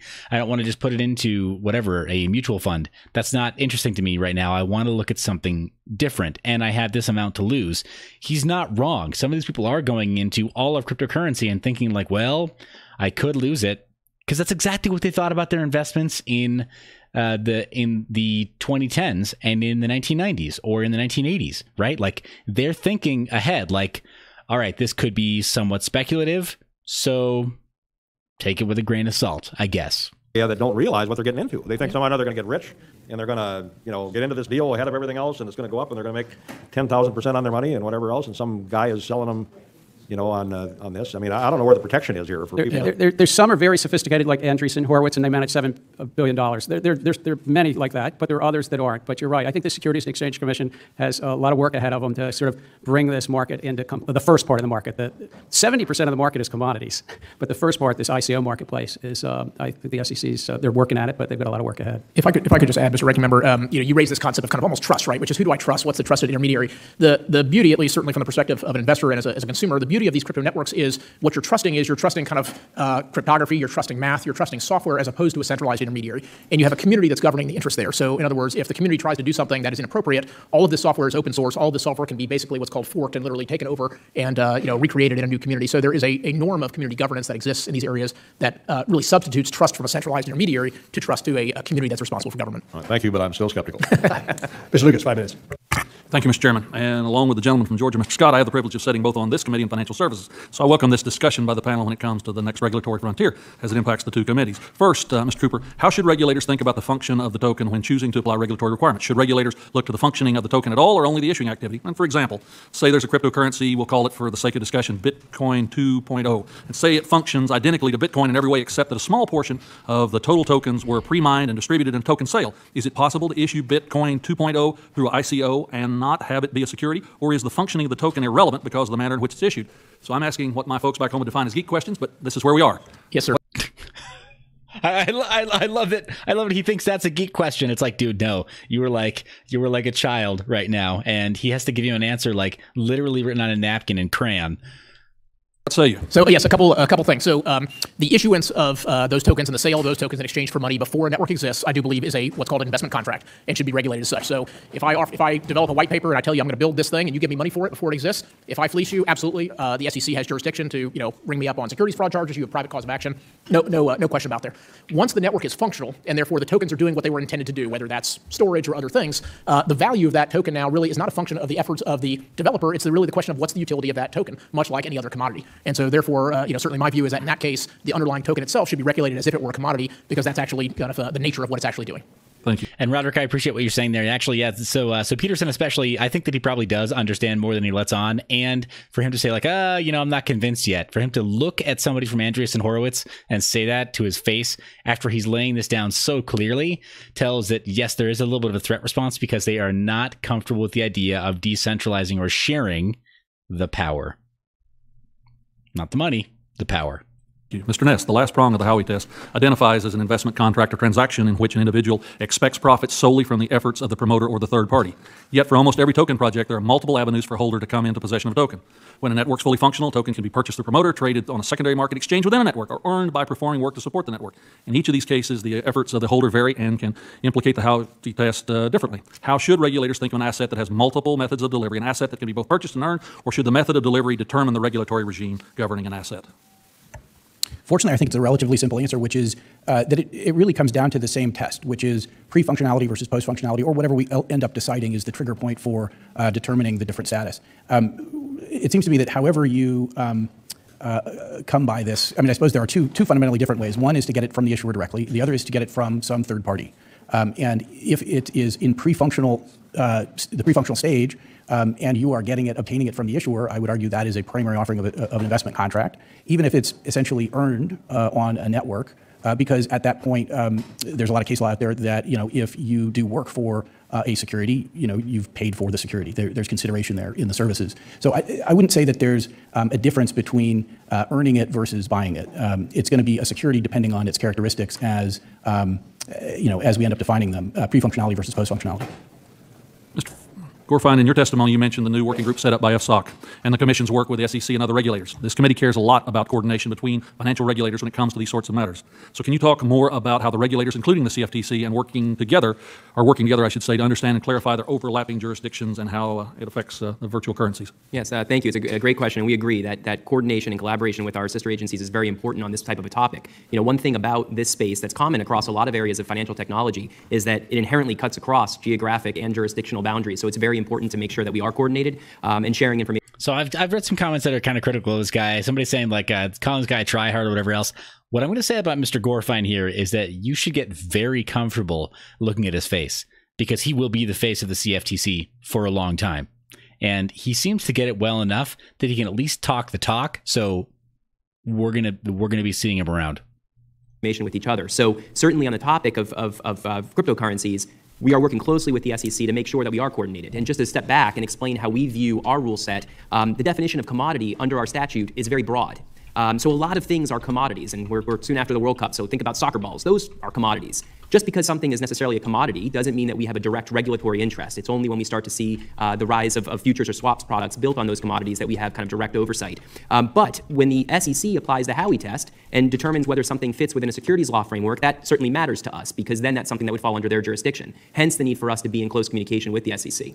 Mr. Chairman, if you'd indulge me for one last thought, for a number of years, I sat next to Ron Paul on the Financial Services Committee. So when Mr. Peterson brought up his observations about gold standard, I can't help but think about Mr. Paul's story, noting that when the Roosevelt administration took us off the gold standard in '33, they sealed every safe deposit box in every financial institution in America. And before you could open it, you had to have a federal official of appropriate nature or state designee to be with you so they could make sure you didn't have any gold coins, gold bars, or gold certificates in those safe deposit boxes. Okay, this is brilliant. This is brilliant. And for as much as I really felt like this guy was sandbagging before, I felt like he was trying to hold back a little bit of understanding. Like, I really appreciate what was mentioned, what was mentioned in the comments about like what you don't know is hard to understand. He's attempting to distance himself from it emotionally, which makes it harder for him to understand intellectually what it is everyone's talking about. So I felt like he was sandbagging, and it's that sort of thing that, and I don't want to sound ageist, but it's very typical of boomers, right? Sort of like, I don't get it. I don't get it. I don't get it. Being willfully ignorant. He seemed like he was being willfully ignorant for a time.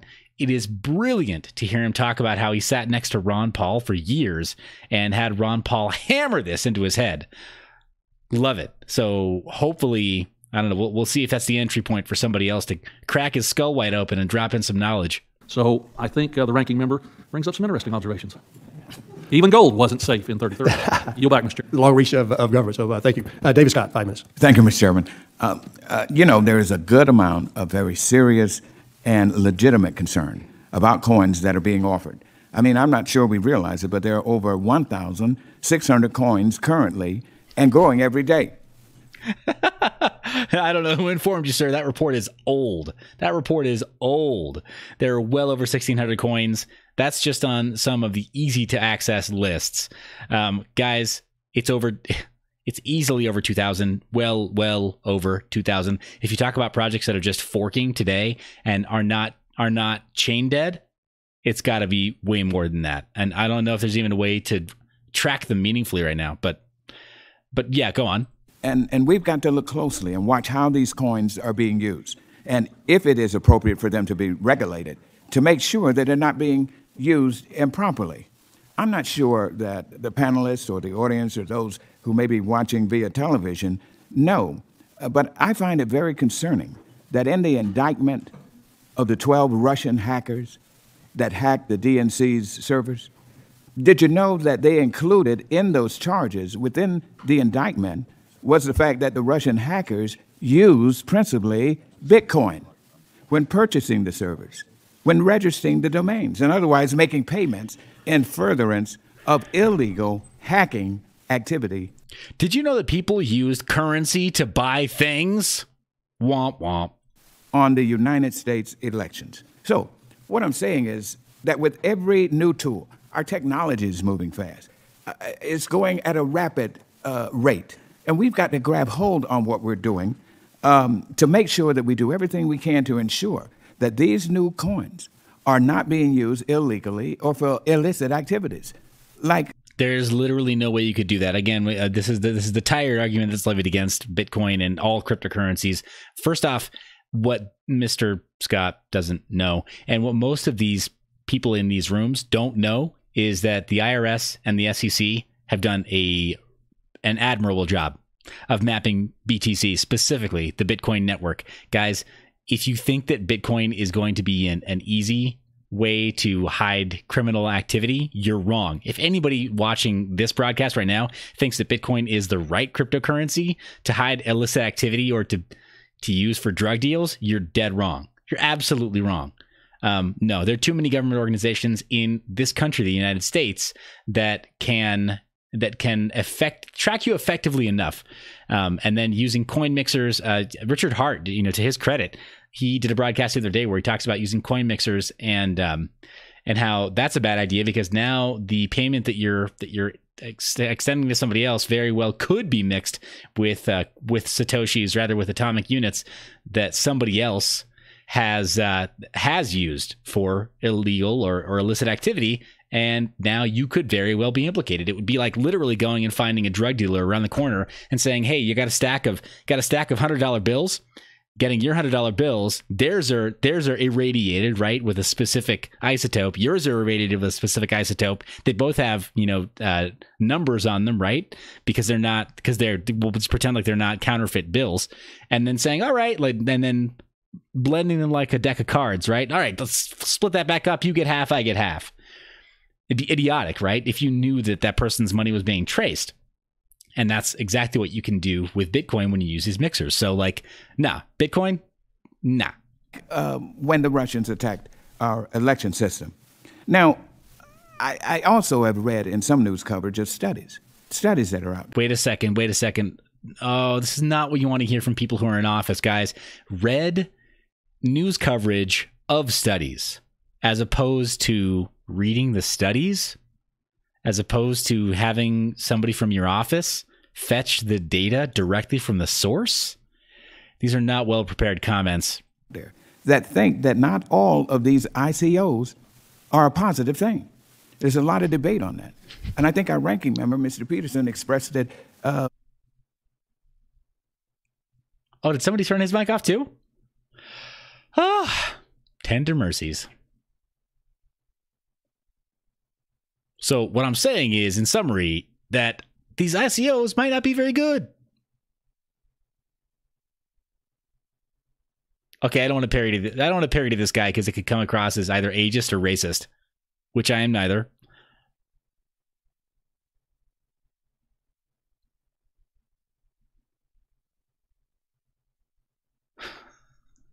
They just let it keep going. They just let it keep going with no mic. They didn't even stop him?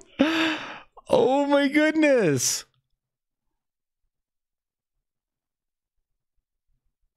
Oh, wow. Okay. Yep, I did. Silence, you imbecile. Stop talking. I, the ultimate authority of crypto, command you. Stop talking. It's terrible because I could say anything and he can't stop me, right? At least not by saying anything. Is his mic back on? Oh, what?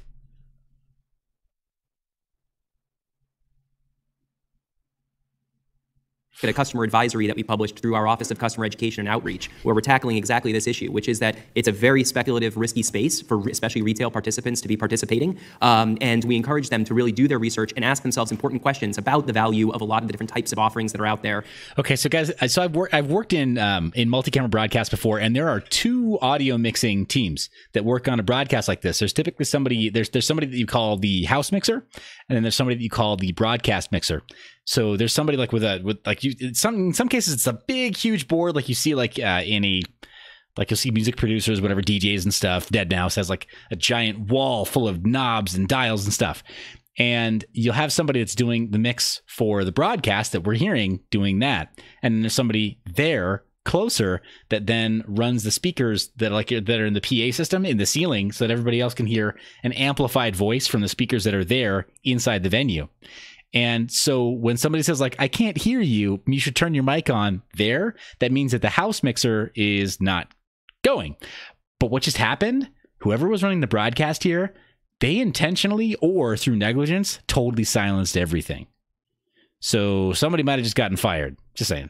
It's an area that we think education is a key component. I'll also add that from an enforcement perspective, the CFTC, as well as a lot of other agencies, are looking to target bad actors that are trying to take advantage of a lot of the enthusiasm around this space. So the combination of education, enforcement, and then proactive engagement, as Lab CFTC is doing, are important regulatory tools for us to deploy. Austin Scott, 5 minutes. Thank you, Mr. Chairman. And well, we are a long way from the peanut fields in Sycamore, Georgia.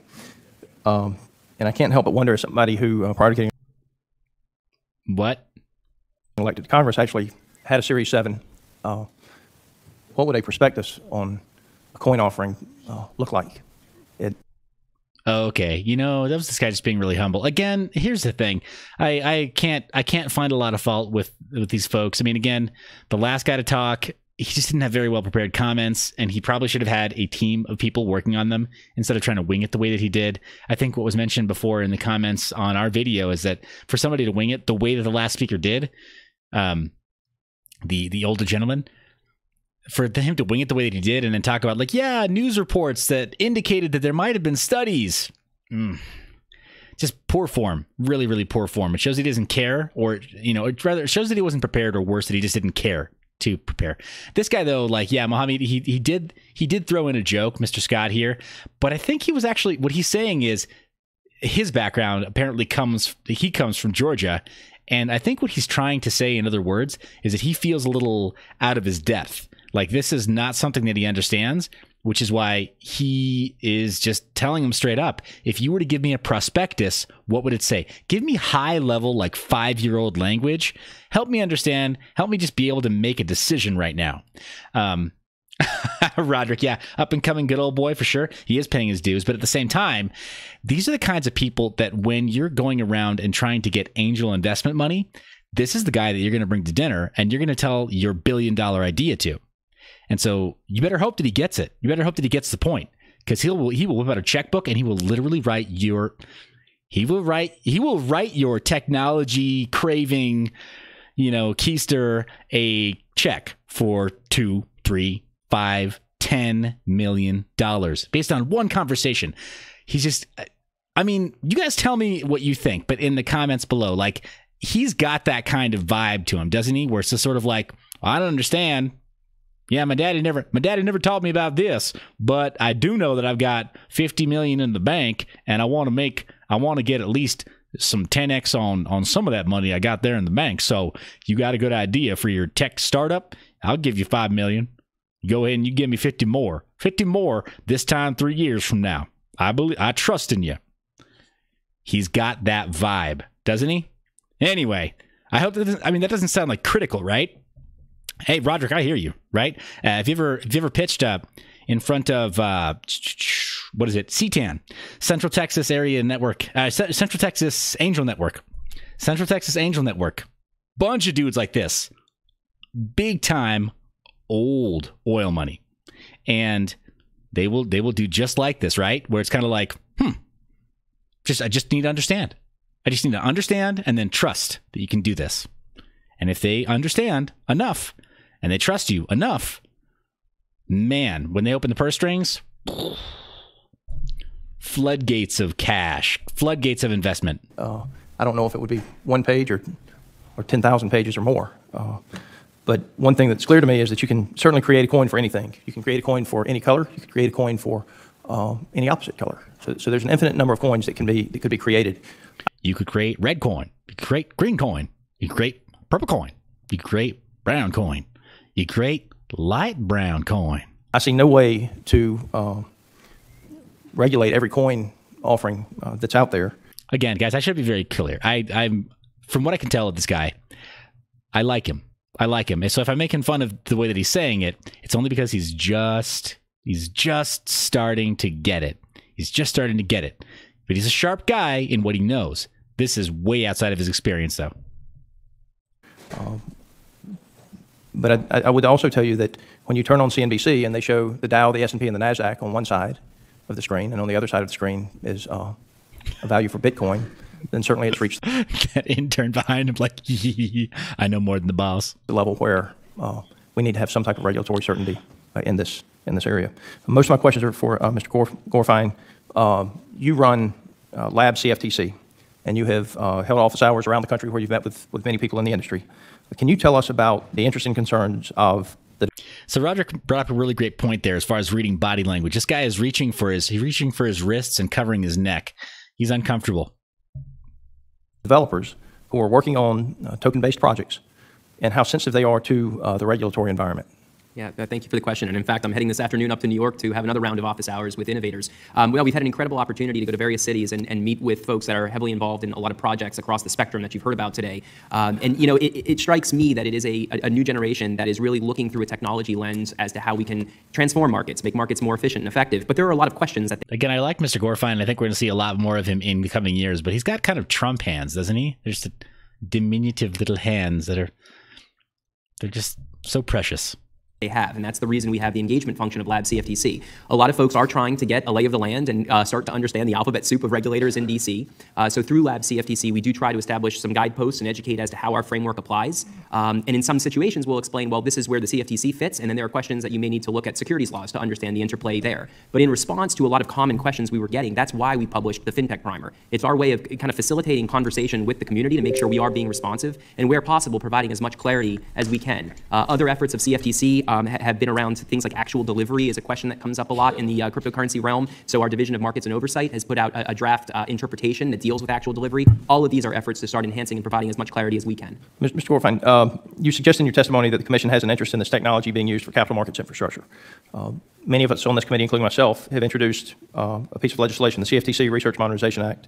Have you had a chance to review that legislation, and do you think it could help the Commission understand the emerging financial technologies and help us better understand how we need to regulate, or in some cases not regulate, certain areas? Yeah, thank you. I mean, one of the things that we're really focused on doing is making sure that we're engaging with technologies and fully understanding them. So what you're raising is, you know, the ability to give the CFTC authority to research and test new technologies. I'll give one example of how that may work in this space. We talked a little bit about private and permissioned distributed ledger technologies, which could impact and improve capital markets infrastructure. There's a lot of interest from market participants who are saying there may be more efficient ways for us to do, for example, regulatory reporting in a lower cost way for them and in a way that for the regulator is more consumable. If we can receive standardized data without kind of the traditional push process, that could be very valuable. What you're pointing out, Congressman, is that authority that's proposed in your legislation would allow us to actually work with a consortia of folks that are trying to create that type of infrastructure, and that way from a CFTC perspective, we could better understand how can this technology benefit our markets, how would regulatory reporting be facilitated, and really kind of lift the hood and really understand the technology instead of having kind of the high-level conversation. So those types of authorities would be very, very helpful to us.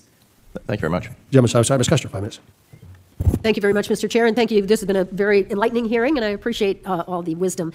Mr. Gorfine, picking up on the CFTC regulation such as it is, do you have sufficient resources at the CFTC, or what would you recommend that you need from Congress going forward? Thank you. Well, I'll harness the chairman on this. Our chairman's been very vocal about the need for the CFTC to have the right resources to be able to keep pace with our markets and regulate our markets most effectively. I believe he's asked for $281 million for our budget, and a lot of those resources would be utilized not only with bringing in economists, but also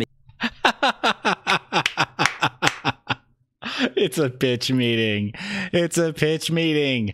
Here's the funny thing. If you were to take that exact same $281 million and hand it to any coin team anywhere on the current top 100 list of the crypto scene, they could create a better policy that's enforced by complete automation and reinforced in a trustless environment than these guys could do in 10 years. Making sure we have the technologists in-house to be able to keep pace. I'm a lawyer. I know a couple layers deep of the onion when you're talking about technologies, but we really need to be able to get to the core of technology to make sure that we're ascertaining where new risks are arising. So certainly with greater resources, our agency would be able to even scale up some of those activities. So I would just say for the record, one obvious place to look for those resources would be to get the IRS on top of how to tax the benefits and the gains that are being made, because one of the most troubling comments today is that the IRS is not on top of how to capture those gains. And I think that's something that we need to look at, but it's also something on your side with some conversations with your counterparts at the IRS. I want to quickly turn to the two professors and get a sense of a very troublesome aspect of this, and if anyone else wants to comment. So Credit Suisse analysts last year identified that 4% of the addresses hold 97% of the Bitcoin in the world. And the philosophical goal of Bitcoin is to replace governmental-backed fiat currency. But if that goal is achieved, you'd have an unprecedented amount of wealth and power concentrated in the hands of a very small number of people. Is this concerning to you, and what should lawmakers be doing in this regard? And there's a couple minutes left. And to some extent, it's not surprising because most small economics ends. Yeah, so Fadem, that's a really great question. Yeah, that's the most troubling thing to this lady. Like, what is the most troubling thing? The most troubling thing is that the IRS hasn't figured out how to completely grab it by the throat and wring the life out of it yet. Could you just please choke crypto a little bit more? Could you please try to squeeze 30% of the value out of everything that everyone's doing right away? Because we really need that money. We really need all these funds. Please give us all the coins. We're no coiners. The U.S. Uncle Sam is a no coiner. Hashtag. Yeah, that's worrisome. The other thing that's worrisome, like you're saying, is that the thing that's worrisome, that's the big thing, right? That she's saying okay, well, we got to get the IRS involved. Get the IRS involved right away. We need to take all this money. But then also spouting that same line about 4% of Bitcoin havers, right? Bitcoin holders own 97% of the wealth. Again, when you compare that to fiat, it's still a 400% increase over fiat market. So this is a compliment. We should all be, yay, encore. Absolutely. Let's do it all over again with Zcash. Let's do it all over again with Monero. Let's do it all over again with whatever second layer technologies help us to create next, right? Let's do this all over again with Ethereum. Meet this time next year and let's get 4% of the people to have 97% of the wealth instead of just 1% of the people holding 97% of the wealth.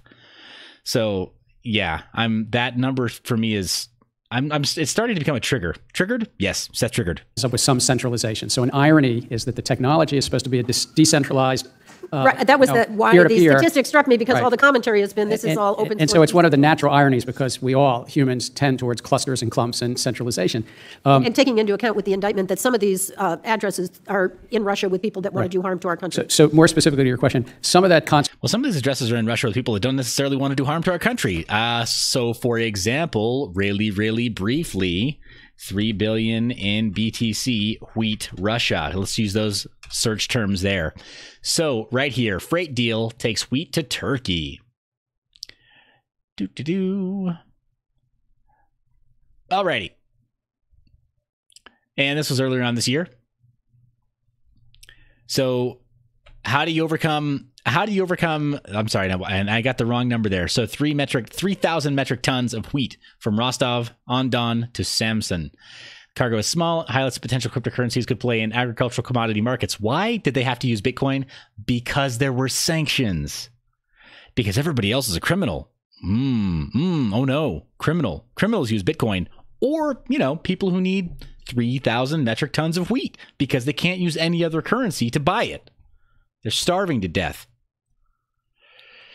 But I'm sorry, go on. Concentration is because it's the large exchanges, the crypto exchanges, like Coinbase has 20 million accounts. They may not all be active, and they hold $20 billion of crypto funds. And the market, I should have said the market went up in the last day, so it's now about 290 billion. But just one exchange has a big chunk of it. So I don't know if that... Is that then owned by multiple parties? Well, so it's I'll speak a little bit like an accountant, which I know the chairman can appreciate, but is that Coinbase has several accounts, but they're only there Coinbase. And then if I wanted to trade, I don't, but if I wanted to trade, then I have an account at Coinbase. These addresses would be in Coinbase's name, not in my name. So I only have a right to Coinbase. Coinbase actually has whatever you want to call a right on this ledger. So the heart of my question is that not very many people end up controlling and influencing. And if the long-term goal is to cut out state-sponsored currency, that is problematic, in my view. Yeah, I think you're right to be concerned about the centralization of power, but when it's not necessarily so that a single address equates to a single legal entity in any way. Any one person can generate any number of addresses that have smaller or larger amounts, and we don't really have a proper way to be able to What do you think the percentage, how would you describe to the public watching today the distribution of influence? There certainly are loci of power, but also if you look at the movement in some of those earlier addresses or larger addresses, it's commonly accepted that about 25% of something on a network like Bitcoin have not moved or have basically been lost at this point. And so you'll see funds sitting in places and simply not moving, and the common consensus is that the private keys or the access to those wallets have simply, or those addresses have simply been lost. My time is up, and I'll yield back, but just to make a plea for democracy somewhere in this process, I appreciate the chairman for scheduling the hearing. Thank you. Yeah, Julie yields back. Mr. Allen, 5 minutes. To make a plea of, fathom the hypocrisy of that statement. To make a plea for decentralized voting power, which is what democracy is, let's get centralized government involved to crush this decentralized movement. These people. Thank you, Mr. Chairman, and this has been very interesting. The gig economy is moving at light speed, and the rest of us are just kind of dragging us along. But it is exciting. I guess the problem that we're having is... Dang, you were not kidding. Like, is every single person in this room from the South and clearly moneyed? I mean, those stripes, they tell a story. From a regulatory standpoint, is throughout the gig economy, is obviously the reason it's doing so well is because there's lots of freedom and very little regulation. But we do know that there are lots of problems. People are, as far as connectivity, as far as security and that sort of thing. How do we reach a balance with this? What we're doing is we're creating another money supply here, as I see it. In other words, it's global. I mean, it's a global currency. Yes, sir. I just don't know how that works. Where like we have our basis. Our dollar, I believe, kind of sets the mark for the world right now. No, sir. Explain how this is going to work across the world. I mean, you mentioned Afghanistan. I don't know what their currency base there is, but I'm just going to open it up. I mean, I can't visualize how this could possibly work. Can I give it one real quick shot? Is governments, sound governments like the U.S., I mean, if we have to maintain our fiscal discipline and all the things we need to do. Yeah, if you can keep it, right. Yeah, but sound governments have certain advantages, I think, because of the stability, and also because we allow our currency, fiat currency, to be used for all, it's legal tender for all debts, public and private, and you can use it to pay taxes. And so there's some just natural advantages. I think that how this might play out, I could see it. Natural advantages? I'm sorry.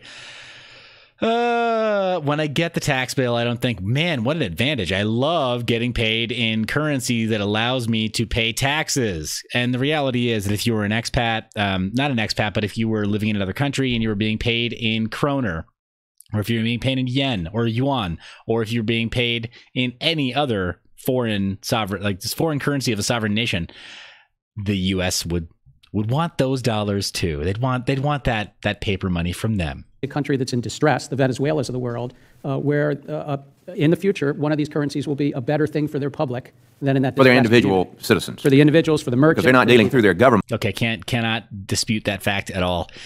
Big shout out to a buddy of mine whose family is in Venezuela, a mid to large scale mining friend whose family is in Venezuela, and the struggle is very real. Venezuela has they're hit hard. So those of us who are tuned in because we're into the crypto scene and because we're into mining, it's tough out there. I mean, imagine not just not being able to buy the kind of equipment that you want, but maybe potentially being able to buy it and then finding that the government has intercepted your packages. The military has been instructed to steal your stuff. And then they set up crypto mining operations with the stuff that you paid for. That's what's happening in Venezuela. They're dealing through this global currency. Yeah, I could see that. I secondly think even in a stable economy like ours, that our Federal Reserve, with all respect, has a little bit of competition for the payment system. We Americans spend between $100 billion and $200 billion a year for our payment system. That's only 0.5% to 1% of our economy, but it's still $100 billion to $200 billion a year.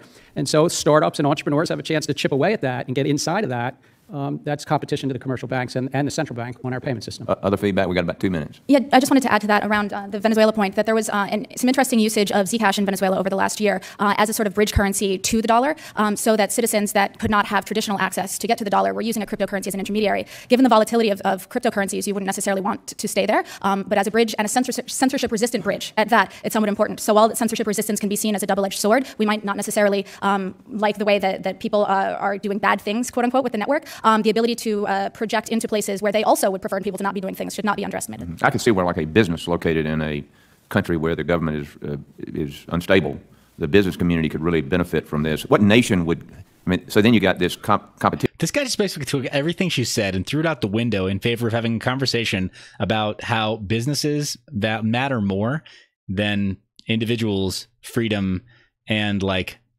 freedom from oppression for the individual. He literally just yes butted her with everything she just said.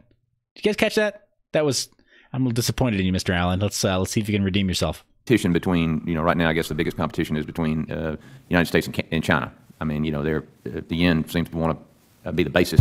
Which nation would run this thing and ultimately be responsible for it? Well, see, that's the thing. It's actually it's decentralized, so no nation does, but you mentioned China. I don't know, there's been public reports, but there's a lot of people in the community that say that though China, the government has said we're clamping down, the reality is there's a lot of activity. The Bitcoin is mined. This is how it's developed.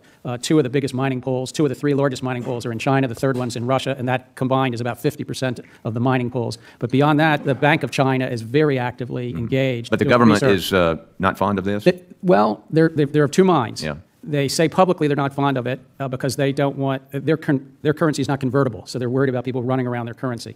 That's the public face of it. But underneath it, they're doing a lot of work on it. The Bank of China particularly is looking at it very closely because they're worried they want to get their payment system right and they want to use it maybe. Okay. There's also a bit of a land grab going on when it comes to enterprise distributed ledger projects, where countries like China can go into emerging economies and do essentially free work for them using their technology, which is impacting the adoption of specific protocols backed by various countries in those regions. Okay. All right. I yield back, Mr. Chairman. Thank you very much. Darren, 5 minutes. Thank you, Mr. Chairman. See, the funny thing is that guy was, I can't tell if he was scared or if he wasn't scared enough, right? Talking about American exceptionalism, because that was the basis of his line of questions, right? And yeah, Mohammed, he was for real, but he was really asking at the bottom line, he was really asking about American exceptionalism. Can we get ahead? Can we be first? Can we win? And if that's the case, everybody in that room needs to shape up fast. If they actually want America to air quotes win in the crypto race, right? In the blockchain race, then they've got to figure out how do we back this up with jeez. Eric, guys, chill. This poor woman. It's like Christy. I'm sorry to all 5 women who work in crypto professionally. Geez, guys, keep calm. Yeah, well, Kane, it's game recognized game, right? I'm sure you married up. I'll just leave it at that. Cryptocurrency, blockchain, technology all have tremendous potential, and I'm bullish on the prospect. But we're in kind of a bizarre position here. Satoshi Nakamoto, bullish. An unknown person or people who developed Bitcoin, and this person or persons has 980,000 Bitcoins and an estimated worth between 19.4 billion to 17.9 billion. So can any of you today, and just raise your hand, verify that Mr. Satoshi Nakamoto is in fact a person or persons? I don't believe that we've all agreed that it's a male. All I asked, okay. Satoshi is female. Satoshi's female, great. So none of you can verify who founded or owned Bitcoin, is my point, which puts us in a strange position because normally we have industries and new currencies where we know who created it. So that puts us in a weird position. In addition, you mine to develop new currency, a process by which transactions are verified and you add it to the public ledger, you compile recent transactions into blocks and try solving computationally difficult puzzles and you get a reward, either I guess a transaction fee or newly released Bitcoin. Have we ever, I guess gold is the only thing that we could even parallel to where we've mined in such a way. Have we ever had a currency online like this where you mine via transaction algorithms and solving puzzles on the internet? That's the novel creation of, yes, somebody we don't know who she is, Satoshi Nakamoto, or he, or collection. But that's the novel thing. And when the internet was created... My time's limited, so we have an unknown person and a bizarre way of mining Bitcoin to get it together. I'm more concerned, though, about being able to avoid money laundering for terrorism, drug trafficking, human trafficking, tax evasion. So I'd love to hear from each of you in one sentence on what we could do to stop money laundering and having Bitcoin and other cryptocurrencies be the choice of terrorists, drug traffickers, and those evading taxes. And we'll start from the left and go on back. Yeah, quantify crypto, LOL, LOL, feminist triggered. Here's the thing. I don't necessarily think that Balde is I don't think that she's wrong in presuming that Satoshi Nakamoto could be a female. Here's the other thing. And you've heard me say this before on the channel if you ever tuned in before. Satoshi Nakamoto may well be a group of individuals. And at that, based on the timeline, Satoshi Nakamoto may well be the NSA. We don't know. We don't know. Hey, Eric Dobkin, happy wife, happy life. So we don't know who Satoshi Nakamoto is. We simply can't say either way.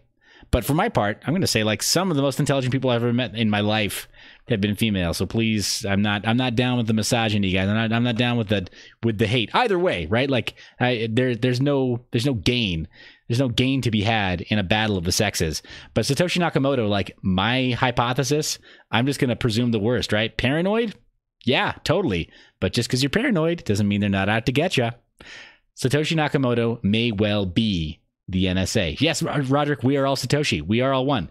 And as we found out the hard way, we are all one with the NSA because they're listening to everything we say, monitoring everything we do, and attempting to scrape all the data. One sentence, because my time's limited. Trust FinCEN to do their job. Yeah, rely on other law enforcement mechanisms that work around strong cryptography. We do not weaken roads and add potholes to them. My time's limited. I apologize. Bitcoin is actually the worst tool to money launder because every transaction is registered and fully recordable, so it's actually law enforcement's best friend. Okay. While the technology can be peer-to-peer, most activity takes place through a new type of intermediary where you can apply AML KYC rules. Okay. On top of that, rigorously require crypto exchanges to register, and you may need to pass a law to do that, but to make sure they register and that all the AML, anti-money laundering, and know your customers being done there. Run-on sentence, but helpful. Thank you. The alleged Russian hackers were caught because they used Bitcoin. Thank you. Also concerned about two practices, spoofing and wash trading. Spoofing being flooding markets with fake orders to trick other traders into buying or selling, and wash trading, which is where cheaters trade with his or herself to give a false impression of market demand that lures others to dive into. So can anybody give us any insight into how to stop spoofing and wash trading? And we'll start from the right to the left now. You know, that's a tough one. I don't have a good answer. Okay, next. Register the exchanges and cops on the beat.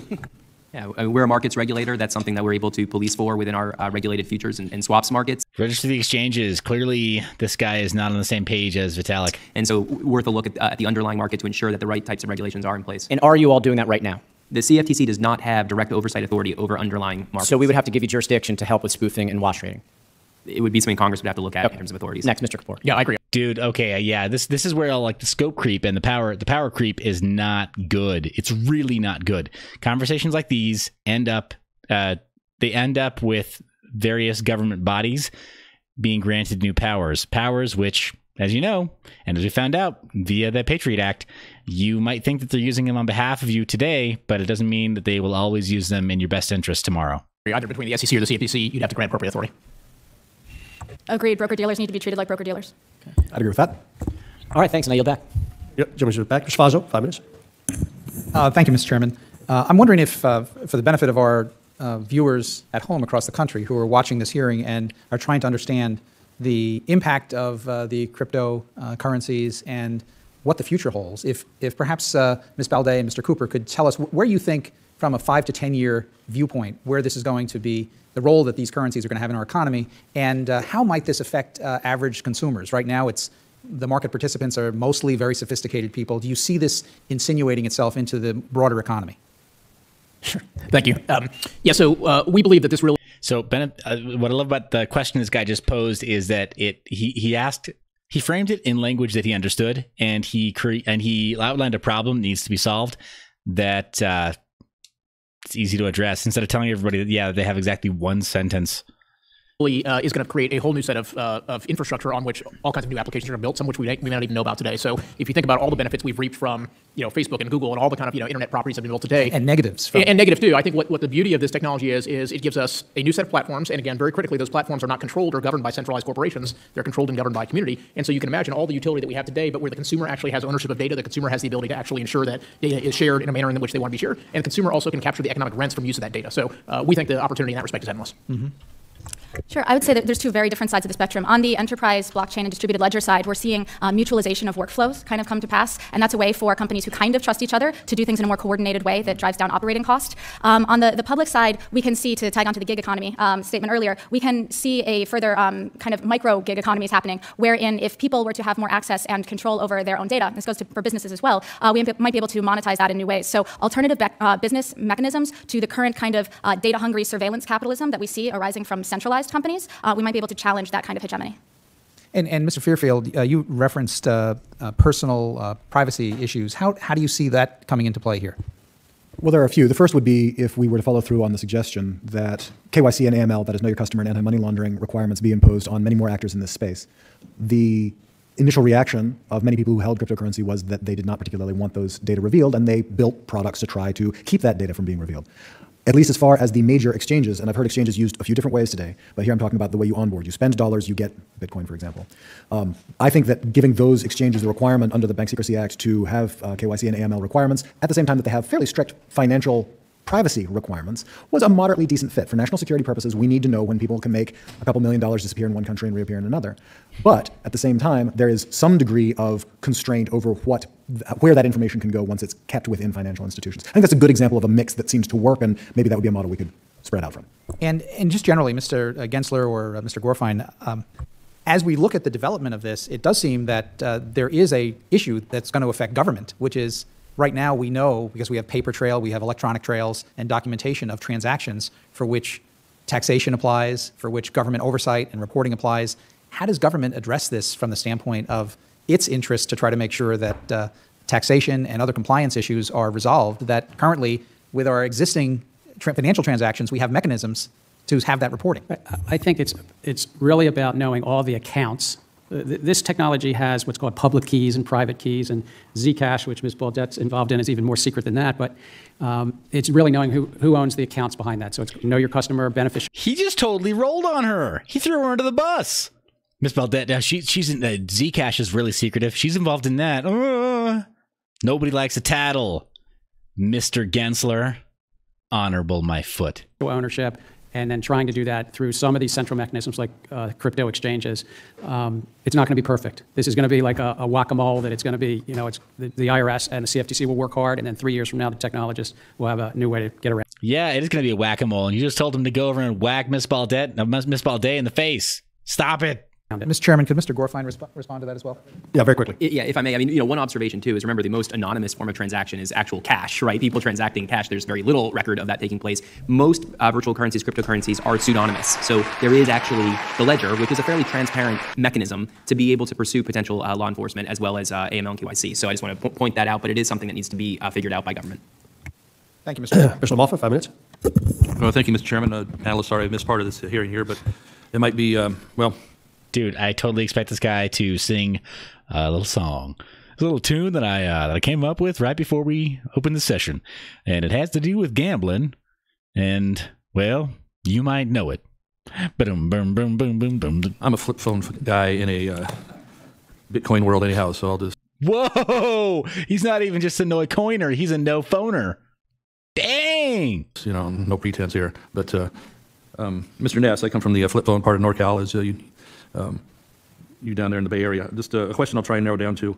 It was talked about earlier in the committee about crypto networks and the internet protocols on tokens. So would you touch upon? Okay, I'm totally messing with you guys. This guy, okay, I can totally get where this guy's coming from. He just wants to live, unobserved and unperturbed, and he wants to be free.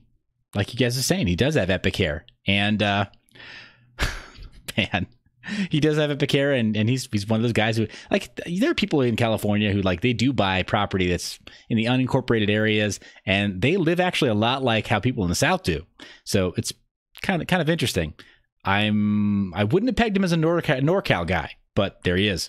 On what would it look like if that token is determined to be a security? Can you hit that for us? Yeah, I think the issue really comes down to friction. And while we can get to a status of free trading securities by registering them, even when you do get to that status, there are all sorts of ancillary friction that in and around the transfer of a security. You need to have broker-dealers involved, and you need to have suitability requirements met, and other potential disclosure issues and so forth that are ongoing. And so when we're talking about trying to create the next generation of decentralized protocol layer kind of apps on top that are all interoperably interacting with each other and transferring value at the speed of software to deliver a service to a consumer. It may be all transparent to the consumer that this is all happening under the hood, but you can't have fundamentally the transfer of value at the speed of software if it's a security. You're talking with the middleman of a typical financial institution, right? That's right. Yeah, all right. And again, please touch on the importance of increasing the access to the speediness of those types of transactions? Why is that important? Well, so, I mean, to get a little philosophical, I suppose, I mean, ledger technology is fundamental to commerce, right? And double entry accounting was an amazing innovation in ledger technology that, pulled Europe out of the, dark ages. And the same thing can happen in an amazingly more robust way when we start to literally not just allow parties to trust each other through standard mechanisms of reconciliation, but when we remove the reconciliation or the need for it altogether. And that is simply a philosophical point of view, I suppose, but it goes to this issue that we're at early stages of this. We don't know where it's going to go, but speed is probably a good thing. Could I just say, I'm an optimist. I agree with what Mr. Ness says, but maybe it's the MIT in me now. I think that the beneficial ownerships will be able to be tracked in a matter of milliseconds and nanoseconds. Not yet. It might take 5 years, but we'll get there. Technology is pretty neat, how it grows and helps us. Well, it's amazing. Thank you. And Mr. Chairman, at the risk of looking senatorial at a Zuckerberg hearing, I'm going to yield the rest of my time. Thank you, Mr. Moffett. Ms. Plaskett, 5 minutes. That guy was pretty cool. Good morning, gentlemen and gentlewomen. Thank you all for being here. Of course, this is something that we're all really learning about. I try and say that I'm woke, but that always doesn't work. And this is one area where I think that my 20-something-year-old children would find me really out of date. So I'm happy, Mr. Chair, that we're having this because I think I think you all are correct. There's a balance, right? We don't want to over. She's got a nose ring. She's got a nose ring. She's wearing makeup. She's woke. Wow. I mean, I got to be honest. I wasn't expecting this. Strict, something that we don't even really understand or that's still developing, but at the same time, ensuring that development, while it's developing, bad actors are not utilizing and gaming the system so that really terrible things can go on. One of the main things that I'm concerned about, people think of the Virgin Islands as really just being a beautiful paradise, but we have enormous amount of drug trafficking that goes through the Virgin Islands. And we also, along with other Caribbean islands, other islands more so than ours, have the ability to be used as a filter for hiding money, and particularly ill-gotten gains. And so I was wondering if anyone on the committee can really talk about how we can, or law enforcement can really act as a deterrent for the use of Bitcoins, the marriage now between Bitcoins and blockchain, to be able to really accelerate the use of these types of currencies in a manner that does not, cause individuals in other places to really take advantage of this. It's ultimately a bit of an arms race because technology is new. I love it. We're having an arms race with electronic money, right? We are. But the arms race in this is basically against societal norms and bad actors. Mm-hmm. So technology, I mean, there's always going to be crime, and technology is just a new form of way to do it. Yeah, so I love what we're getting in the comments here, guys. Totally agree. I love that she identified herself as woke. So when I was saying that before, not making jokes here, not poking fun, I think it's great that she identified herself in that way, but then also pled ignorance, right? And said hey, my kids know more about this than I do. I need to bridge the gap. I'm a little bit ignorant. But then she formulated a really intelligent question. Several of the other panel members have so far. But hers was particularly significant, right? However, the idea is still hey, how do we keep bad people from doing bad things? CX, SX, PX. Yes, she's an attractive woman. She's an attractive woman in the prime of her life. I think one thing that the panel's all said is Bitcoin actually is more traceable than the public thinks. It's not anonymous. It's what's called pseudonymous, but we need ways to connect those public keys, which are 24 or 32 digits that nobody, to real people and real companies. And that's why I've recommended, I think you need to have gatekeepers or gateways to do that. The exchanges, the crypto exchanges are one set of gateways for law enforcement then to track, the way that law enforcement now uses banks to track things. So that would be one way I would say. I saw some others wanted to respond. If I could also respond. The way we catch criminals often is through traffic analysis. Blockchains are quite good sources for traffic analysis. There are tumblers. Can you tell me how does the blockchain facilitate that? Sure. One thing to do would be to go online and simply Google the blockchain. You'll find a website that will list each transaction as it comes across. And if you spend 30 seconds of watching every transaction in the world that happens in blockchain, and you think to yourself, if I were a police officer, I would find this flow of money around the world very interesting. We also have computer programs, though, that don't require a person to sit there, but can comb these databases, find patterns, and kick bad patterns up to somebody to take a look at it. Yup. And guys, law enforcement has this stuff. They've got it down to a science. They've got it down to... Yeah, it's unbelievable how fast they can track a lot of the networks. They've crawled some of the networks. Roderick, to address your points there, yes, you're probably right. At the risk of sounding biased, I don't want to. I will neither confirm nor deny that I know that that's how all black women get their information. All I'm going to say is that the way that she said she got her information and the fact that she invoked her 20-year-old children just showed a certain amount of humility, was all. So I really appreciate the way that she framed her questions. There are ways of circumventing this. Blockchains are pseudonymous. I don't put too much stock in it because tumblers and dark wallets can essentially, you and I might agree, I'll pay your debts, you pay mine. That way your debts aren't traceable to you and my debts aren't traceable to me. That's essentially what a tumbler does. We pay each other's debts, and so we hide where the money's coming from. But I think that with traffic analysis standard, artificial intelligence runs combing across the database, we can do a pretty good job of kicking up where bad actors are stirring the water. Mr. Gornfine, what do you think the role, we talk about law enforcement doing this. There's a... No, I guarantee you, dollars, I guarantee you, Mr. Fairfield is not Satoshi. All of us here are concerned with what is our role. What do you see CFTC in dealing with this as well? Yeah, and I want to kind of step back and compliment the way I think you framed this initial set of questions, because I think it's exactly right that when I mentioned earlier in my testimony about thinking about principles and making sure we're giving you can regulate based on principles, and then as you identify areas where there are particular harms to solve for, that's where more prescriptive rules might fit in, and certainly in this area of anti-money laundering and know your customer, that's an area where you would want to make sure you're enforcing rules. But to your more specific question, the CFTC has now had a lot of experience dealing with some of these markets and the technologies, but again, our role is as a primary regulator of futures and swaps markets, and then we do have Gensler looks like he's like in pain. He's like, oh, your words are hurting me. That enforcement authority, that's a look-back authority to police for fraud and manipulation, either in our futures and swaps markets or in the underlying market as well. But because of our experience, I think we have a lot to offer at this stage in terms of informing the discussion around this space, given our enforcement experience, the role of our Division of Market and Oversight in regulating the actual exchanges, monitoring some of the clearing and risk issues associated with cryptocurrencies, customer education, and then Lab CFTC outreach. So I think we're playing a very important role and then hopefully can help inform these efforts. Thank you. And I yield back. I just want to make sure that the regulations that we're doing, while we give time for this to grow, we also make sure we don't end up like Facebook, where it has outpaced us in terms of being able to do damage in the general good. Duly satisfied. Mr. Davis. Thank you, Mr. Chairman. Mr. Gorfin, I'm going to go right back to you. Obviously, we've talked a lot about jurisdictional issues and how to set up the proper regulatory structure that many in the industry are asking us to do. There's obviously, with many of the commodities and different products, we have a SEC portion that is regulated in many cases, and then we have the CFTC, which falls under our jurisdiction. And you get to see some of the humorous anecdotes from members of Congress here, who I'm sure maybe have had similar things to say when that new thing, the internet, was taking place. And how are you ever going to buy things off of the internet? Well, Jeff Bezos has showed us very well that anyone can do that now. And as cryptocurrencies continue to grow in usage, they're going to become less and less intriguing and more used. I am going to get into the demographics of many of the crypto users, but I want to ask you a quick question, sir. Based on the way current law is written, it's not cut and dry whether cryptocurrency should be regulated by the SEC or the CFTC. If Congress attempts to come up with a workable definition for cryptocurrencies that are more similar to commodities, call them, as we've heard, blockchain commodities, what should we be looking to guide us? Yeah, thank you for the question. The one thing I would say is that, and I mentioned this in my opening statement, that it's important that we're not hasty in terms of figuring out what the right contours are of applying, securities laws and then the commodities framework. I do think that the SEC has, in due course, been providing additional clarity. There was recently Mr. Hinman over at the SEC gave a well-received speech, kind of outlining some of the SEC's thinking as to how they would apply the securities law framework. And some of the things that I think you've heard are factors around decentralization.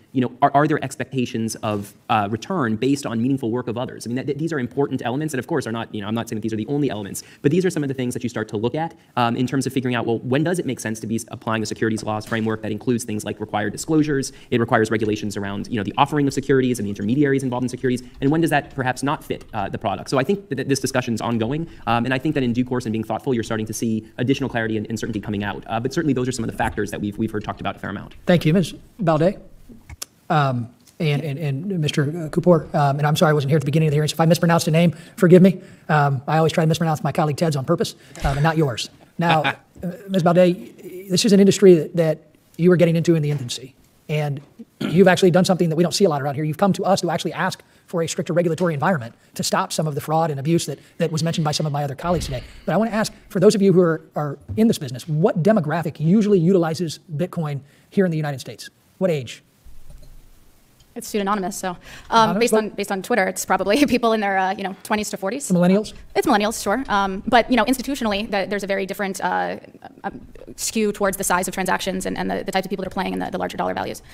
So, and there's also, as you know, there's a developing institutional market in this as well, right? So yes, I think it started certainly there, but if you look at some of the major financial institutions, there are institutional markets and large private equity groups that are heavily transacting this as well. Yeah, and to tag on to kind of the last question, but also the concern about regulatory framework. What I was mentioning is about a need for clarity, more so than not so much the bright lines that we're talking about, security versus commodity, as much as more interest in safe harbors for innovators, especially because we're seeing the market adapt to this in that new disruptors are at an advantage versus incumbent institutions who are waiting for regulatory clarity to engage. And so in a way, in absence of that, it's not necessarily that incumbents are incapable of innovating or they don't understand the technology, but they have to take a sidelines approach because they have traditional businesses to lose. well, thank you. And Mr. Chairman, my time is about ready to expire, but we want to make sure that we devise a regulatory structure that allows this industry to continue to grow, but allows us to address many of the law enforcement problems that have been brought up here by many of my colleagues. So can't wait to continue to work with you. Thanks for your time. Thank you. Mr. Yoho, for 5 minutes. Thank you, Mr. Chairman. Wow, that was an oddly specific comment. He was staring directly all day. I can't wait to work more closely with you. Very closely. Get it? I'm a politician. I appreciate you all having the patience to be here. This is something that's really confusing to me. My wife and I, we watched a documentary on Bitcoins, and when we got done, we were more confused, and I have not invested in any, as you asked. With that said, Mr. Gensler, in your testimony, you mentioned the recent SEC staff determination that Ether is not a security, although it might have been at its issuance. If the SEC had determined Ether was a security in 2015, what regulatory requirements would Ether be subject to today? And I've got 2 follow-ups. And anybody else that wants to weigh in on this? If they had determined that way back in 2015, at the time, they would have had to give some full and fair disclosure. I think the SEC at that time would have probably said, well, it's probably not 3 years of financials and things like that because it was a new startup. And this is something the SEC is grappling with even now for current initial coin offerings. What is full and fair disclosure? I think Director Hinman at the SEC said it right. It's about information asymmetry. Give an investor enough information so they can take the risk. The government shouldn't, it's not a nanny government, or not, but the investors can take their risk as long as they get enough information. Okay. And how might such a regulatory regime affect the functionality of the Ethereum network? I think. Apparently didn't watch enough documentaries. The Ethereum, the Ethereum, the Ethereum network. I don't know. I just saw my doctor. I'm all confused. What are all these words? Yeah, here's the thing, guys. Documentaries, not too difficult to make. I say that tongue-in-cheek. I made a documentary once. It's on Amazon. I promise you can go look up Seth Estrada on Amazon right now, and you can go pay to watch my documentary. Actually, if you're in the United States or Great Britain or Japan or Germany, you can watch it for free. But a friend of mine did a documentary on Bitcoin as well. And there are a bunch of people who created documentaries on Bitcoin that are nothing more than stock footage with paid like Fiverr voiceover actors talking about the most... Stop, Brandon. That was good. That was good, though. It was a good comment. Yeah, so I don't even know what documentary did you watch? What did they talk about? Is it something about Satoshi? Is it something about Bitcoin and Satoshi blockchains? Is it about Ethereum? Is it about token issuance? Is it about utility tokens? What? Tell us. We need to know what you know. I think that, and Mr. Ness raised this question earlier, there's friction right now because we don't have the beneficial ownership. Securities laws say we have to have full and fair disclosure, and we have to keep track of anybody who owns the security.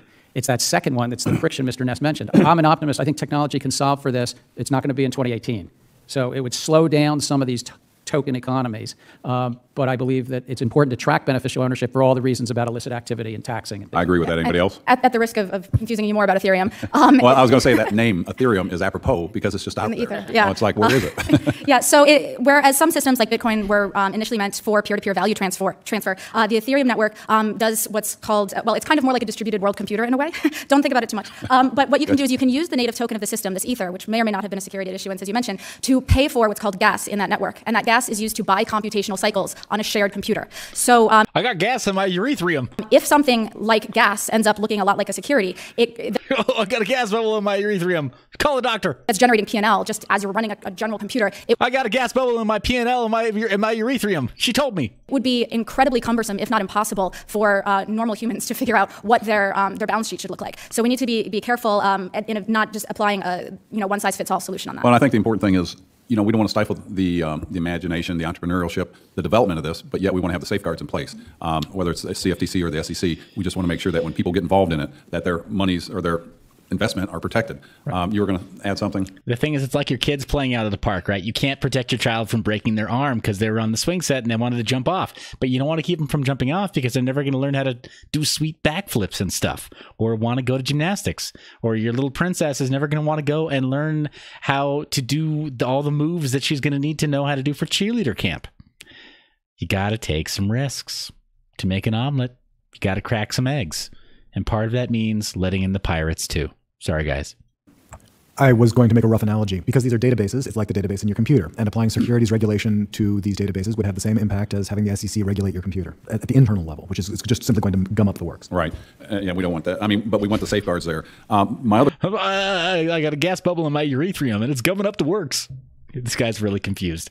The question is, I sit on foreign affairs, and we deal a lot with North Korea and the sanctions and all that, and we see countries changing companies, funneling money, breaking sanctions or skirting sanctions, and a lot of it we see is being done over electronic currency like this. What are the safeguards that you guys can help us with on that so that we can follow it? You know, when it's cash transfers, it's easier to track that. We can block and sanction those banks or those entities, but when they're transferring things like this or any other... Guys, so if there's anybody in the audience, this is a great idea. So Roderick, I love the way you framed this too. Put it in the context of oil and these boys that have lost their minds. An oil supply for the rest of my life, you said? I'm in.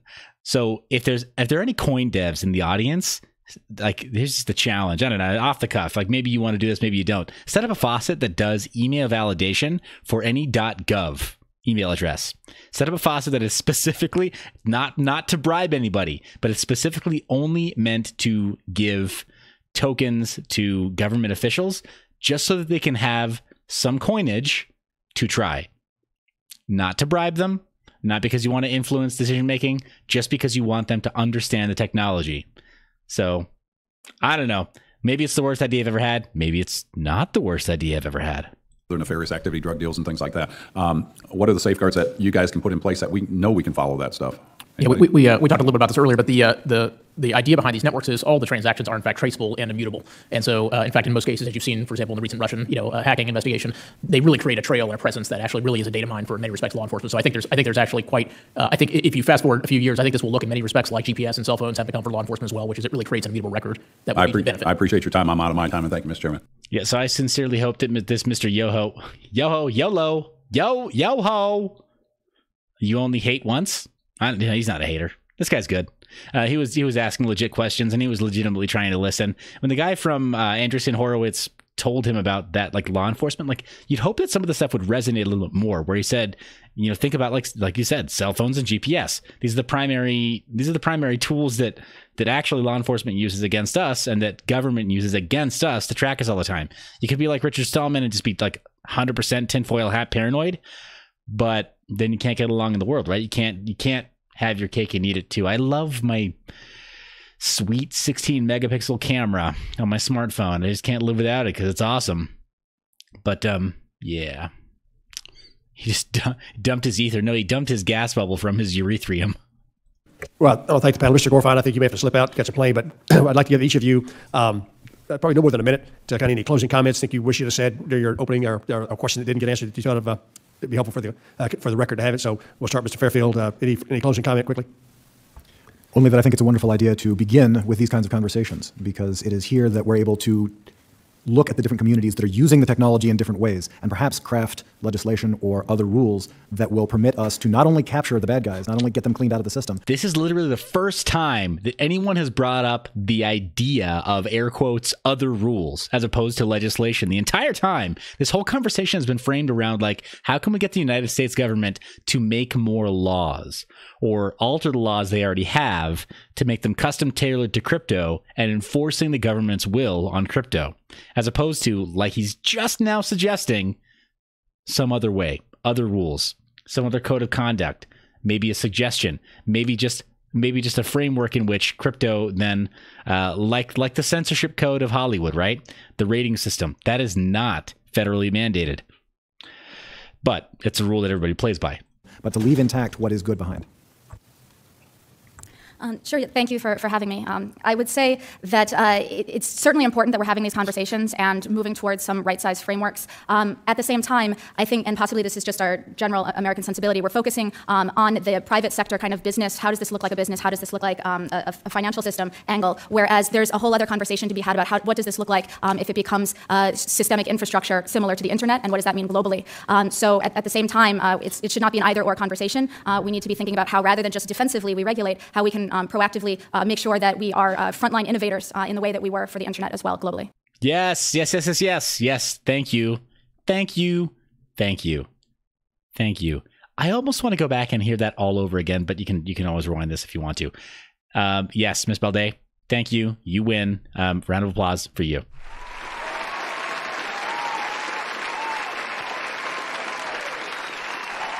I kind of want to draw a smile on her face. She looks worried, like they're not going to hear what she has to say there. But we heard what she had to say, and it was awesome. Yeah, I just want to echo a little bit, Mr. Yoho, what you said, which is, to be very clear, I speak for myself. None of us is suggesting here that there shouldn't be appropriate regulation in this market. I think there is actually a very good framework between definitions of security laws that apply to the SEC and then things that actually, rightly so, look more like commodities. There's also FinCEN, as we've talked about, right, in terms of KYC and ML. So there is quite a patchwork out there. And I think, for certainly in our business where we sit, a lot of what we're seeking is, quite frankly, just regulatory clarity, so that we ensure that companies who are good actors actually understand what the rules of the road are. And we fully support, obviously, the activities the SEC and CFTC and others are doing to make sure that the bad actors are rooted out of the system. Yeah, thank you. I just want to thank the committee for taking an interest in this area and allowing us and the CFTC to help inform and support the effort to strike the right balance. It's a promising and very new area of innovation that, as I said earlier, we don't know where a lot of these different threads will lead. But it's important for us to be vigilant and make sure that we're targeting kind of bad actors and making sure there are appropriate guardrails in place and that we have an efficient, effective regulatory framework in place, and look forward to helping support that effort. First, it's just so good to be with you, Chair, in this committee again after 5 years. Two, I think promoting innovation and promoting competition. This guy, academia, he's got a lot of years of upwards. Right up. All right, Mr. Gensler, let's see how much more brown your nose can get. Means also bringing this inside the public policy sphere. I don't think they compete. I think it's together. I think that if you recall as this committee that there's the issuer-based crypto, which is kind of the SEC and these ICOs. There's derivative crypto, which the CFTC has, but it's going to have some challenges. And then there's the whole cash commodity crypto, which is 70% of this world. That's where I think Congress has a real role, and to think about. Wrong. Is there more authorities? Wrong. I say incumbents versus startups. Startups feel that they can beg for forgiveness after they sort of mess up with the law enforcement. Right. Incumbents feel they've got to ask for permission. And so right now there's an imbalance right now where incumbents aren't in this space and startups are. And you might want to. Well, thank goodness incumbents aren't in this space. Otherwise, this space would not exist. Could you imagine if Goldman Sachs started as opposed to just becoming a 20% owner of Circle, which owns Coinbase? Oh my gosh! Goldman Sachs owns Coinbase. Oh, anyway, you already knew that. The problem is here, guys, like we're getting to that point where there's starting to be a lot of crossover, right? There's starting to be a lot of crossover, and it's getting hard to tell who really is a startup and who is taking the incumbent's money. So, no, Mr. Gensler, no. Address that. MIT and I are available anytime if you need any help on any of this. Thank you. No, they don't need your help. You may go home. I guess I'll echo that. I think it's got to shake that off. Dang. Probably Uber taught us all that, for better or for worse, if you build something that is incredibly popular, the laws will change to conform to that new technology. Yes, they will, which is why you don't want the incumbents around, because they're part of the good old boys club that play by the old rules and grease all the wrong palms. Technology is moving at a very, very fast pace. We've heard today about some of the pitfalls of these new technologies that get out ahead of the legislators. And so I want to compliment you guys for being on top of this. And I think the SEC as well has been, incredibly, on top of it and working closely with us and open to dialogue. And that's what I think is really needed is a kind of free flow of information and communication between those of us who are sort of on the front lines dealing with the day-to-day fact patterns and you guys who need to think about the actual policy-making aspects. Well, thank you. It's been a terrific couple of hours. It's well spent. Was that a backhanded compliment? Did he just totally pimp slap all those people that are sitting up in the high chairs? Did he just tell them he just told them all we have to deal with these day-to-day fact patterns while you just have to start thinking about it? He literally just told them, we know what's going on. You guys are all clueless. But he tried to be as polite about it as possible. However, I thought that was absolutely Hilarious. For us, I hope you consider it the same. Clearly elucidated some issues, not only just with regulation of these issues, but also the tangential impact of taxable transactions being captured in a way that folks can comply with our tax code and the revenues there, the law enforcement piece. Ms. Balday, I think you may be involved with a group that's trying to find a way to create a currency that is not synonymous but would be anonymous. That's perfectly within. That's what these markets. That's what innovators do. Is they see something that needs to get changed, and they'll do that. And so that just speaks to how dynamic the process is. So as long as the stupid criminals keep using Bitcoin, will be great. But then the smart ones will pivot to something that allows them to hide better behind that. So it's better. Okay, this guy, he gets it a little bit more than he lets on. He does. And his opening statements were actually quite good, the chairman's. Terrific eye-opening session, and will not be the last, because our folks at the CFTC, who are our partners in making this happen, and their partners at the SEC, really want to do the same thing, and that is regulate where it needs to and give the certainty so that the incumbents don't have to worry about asking for permission while the innovators are asking for forgiveness. That's an unlevel playing field. And we also want this action going on within the United States. So wait a second.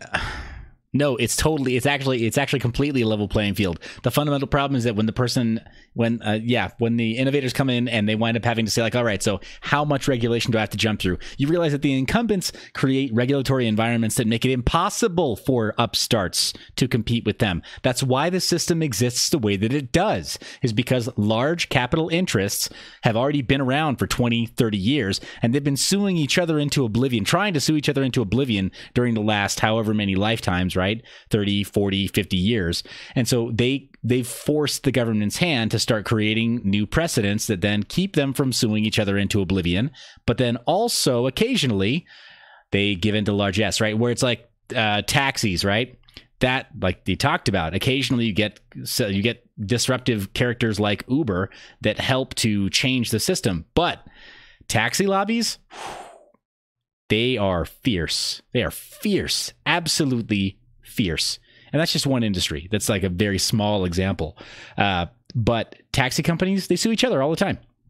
Big business, sue each other all the time. I'll kind of speak more to what I know a little bit better, but Hollywood studios, they sue each other all the time. It's like monopoly money to them, right? Like I think they owe us $75 million for damages for whatever thing. But then the next year, we're going to sue them for $80 million. And they just keep trading the same, like between $50 to $100 million back and forth every few years. The same is true in big business. So when a small guy, when the new guys come into town and say, like, I've got this great idea and I can even get money for it from an accelerator or from a VC firm or from a fund, and they've got $10 million, the old dogs come in. Like they said, the incumbents come in and say, like, oh, well, we play this game. It's the industry poker game. You want to join our industry poker game, where it's sort of like Russian roulette, but played with litigation, and we try to take $50 million from you. Oh, well, I'm the small guy. I only have $10 million. Too bad. Too bad, you can't play. We're going to kill you before you ever even ship your product. So no, Mr. Chairman, no, it is not an unlevel playing field. Very much the opposite. It is finally becoming leveled because of decentralization. It is finally becoming leveled precisely because the newer characters and innovators are not asking permission, and the old dogs absolutely still have to. We want to disrupt, all of us. We want to slash and burn where we can. So I disagree fundamentally, wholeheartedly with what the chairman just said. Thank you all very much. Under the rules of the committee, the record of today's hearing will remain open for 10 calendar days to receive additional material and supplementary written responses from the witnesses to any question posed by a member. This hearing of the Committee of Agriculture is adjourned. Thank you.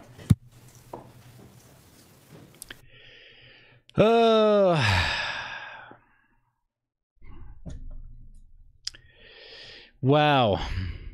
Yeah. Welcome to Committee on Agriculture, where the research is made up and the facts don't matter.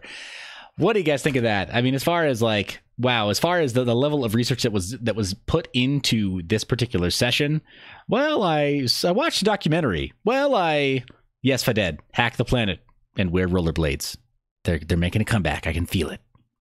So yeah, I watched the documentary. Oh, I heard a news report that talked about some studies that may have been done. I didn't read the studies. Mind-boggling. Mind-boggling. These people are making decisions that are going to affect the entire world, starting in the United States. They are going to affect the entire world, whether we like it or not, guys. This stuff, again, America sneezes, the world catches cold. This is no exception. When we're talking about crypto, the regulatory environment that springs out of these conversations, it will come to your door. Don't care if you're in the UK, don't care if you're in Oceania, don't care if you're in Africa, don't care where you are in the world. This will affect you. So what do you think, guys? First off, slam the like button. You've been here, you leeches. You've been here for 2.5 hours. Slam the like button. And leave a comment down below. What do you think? What is the answer? How can we appease them by having there be some kind of regulation and helping them feel confident that there are anti-money laundering laws in place and know your customer laws that help them work? But how can we keep crypto truly decentralized, and how can we keep it secured by network operators like us, miners, and have that be validated by them? Most blockchains aren't going to move to delegated proof of stake or delegated proof of work. How are we going to do this? How are we going to do this? Hey, Artine, welcome from Canada. America's hat. It's our favorite hat. We wouldn't trade it for anything. But it's going to affect you too. You know this, right? It will affect Canada as well. Some of these decisions because, hey, we've got NAFTA to deal with, right? The North American Free Trade Agreement.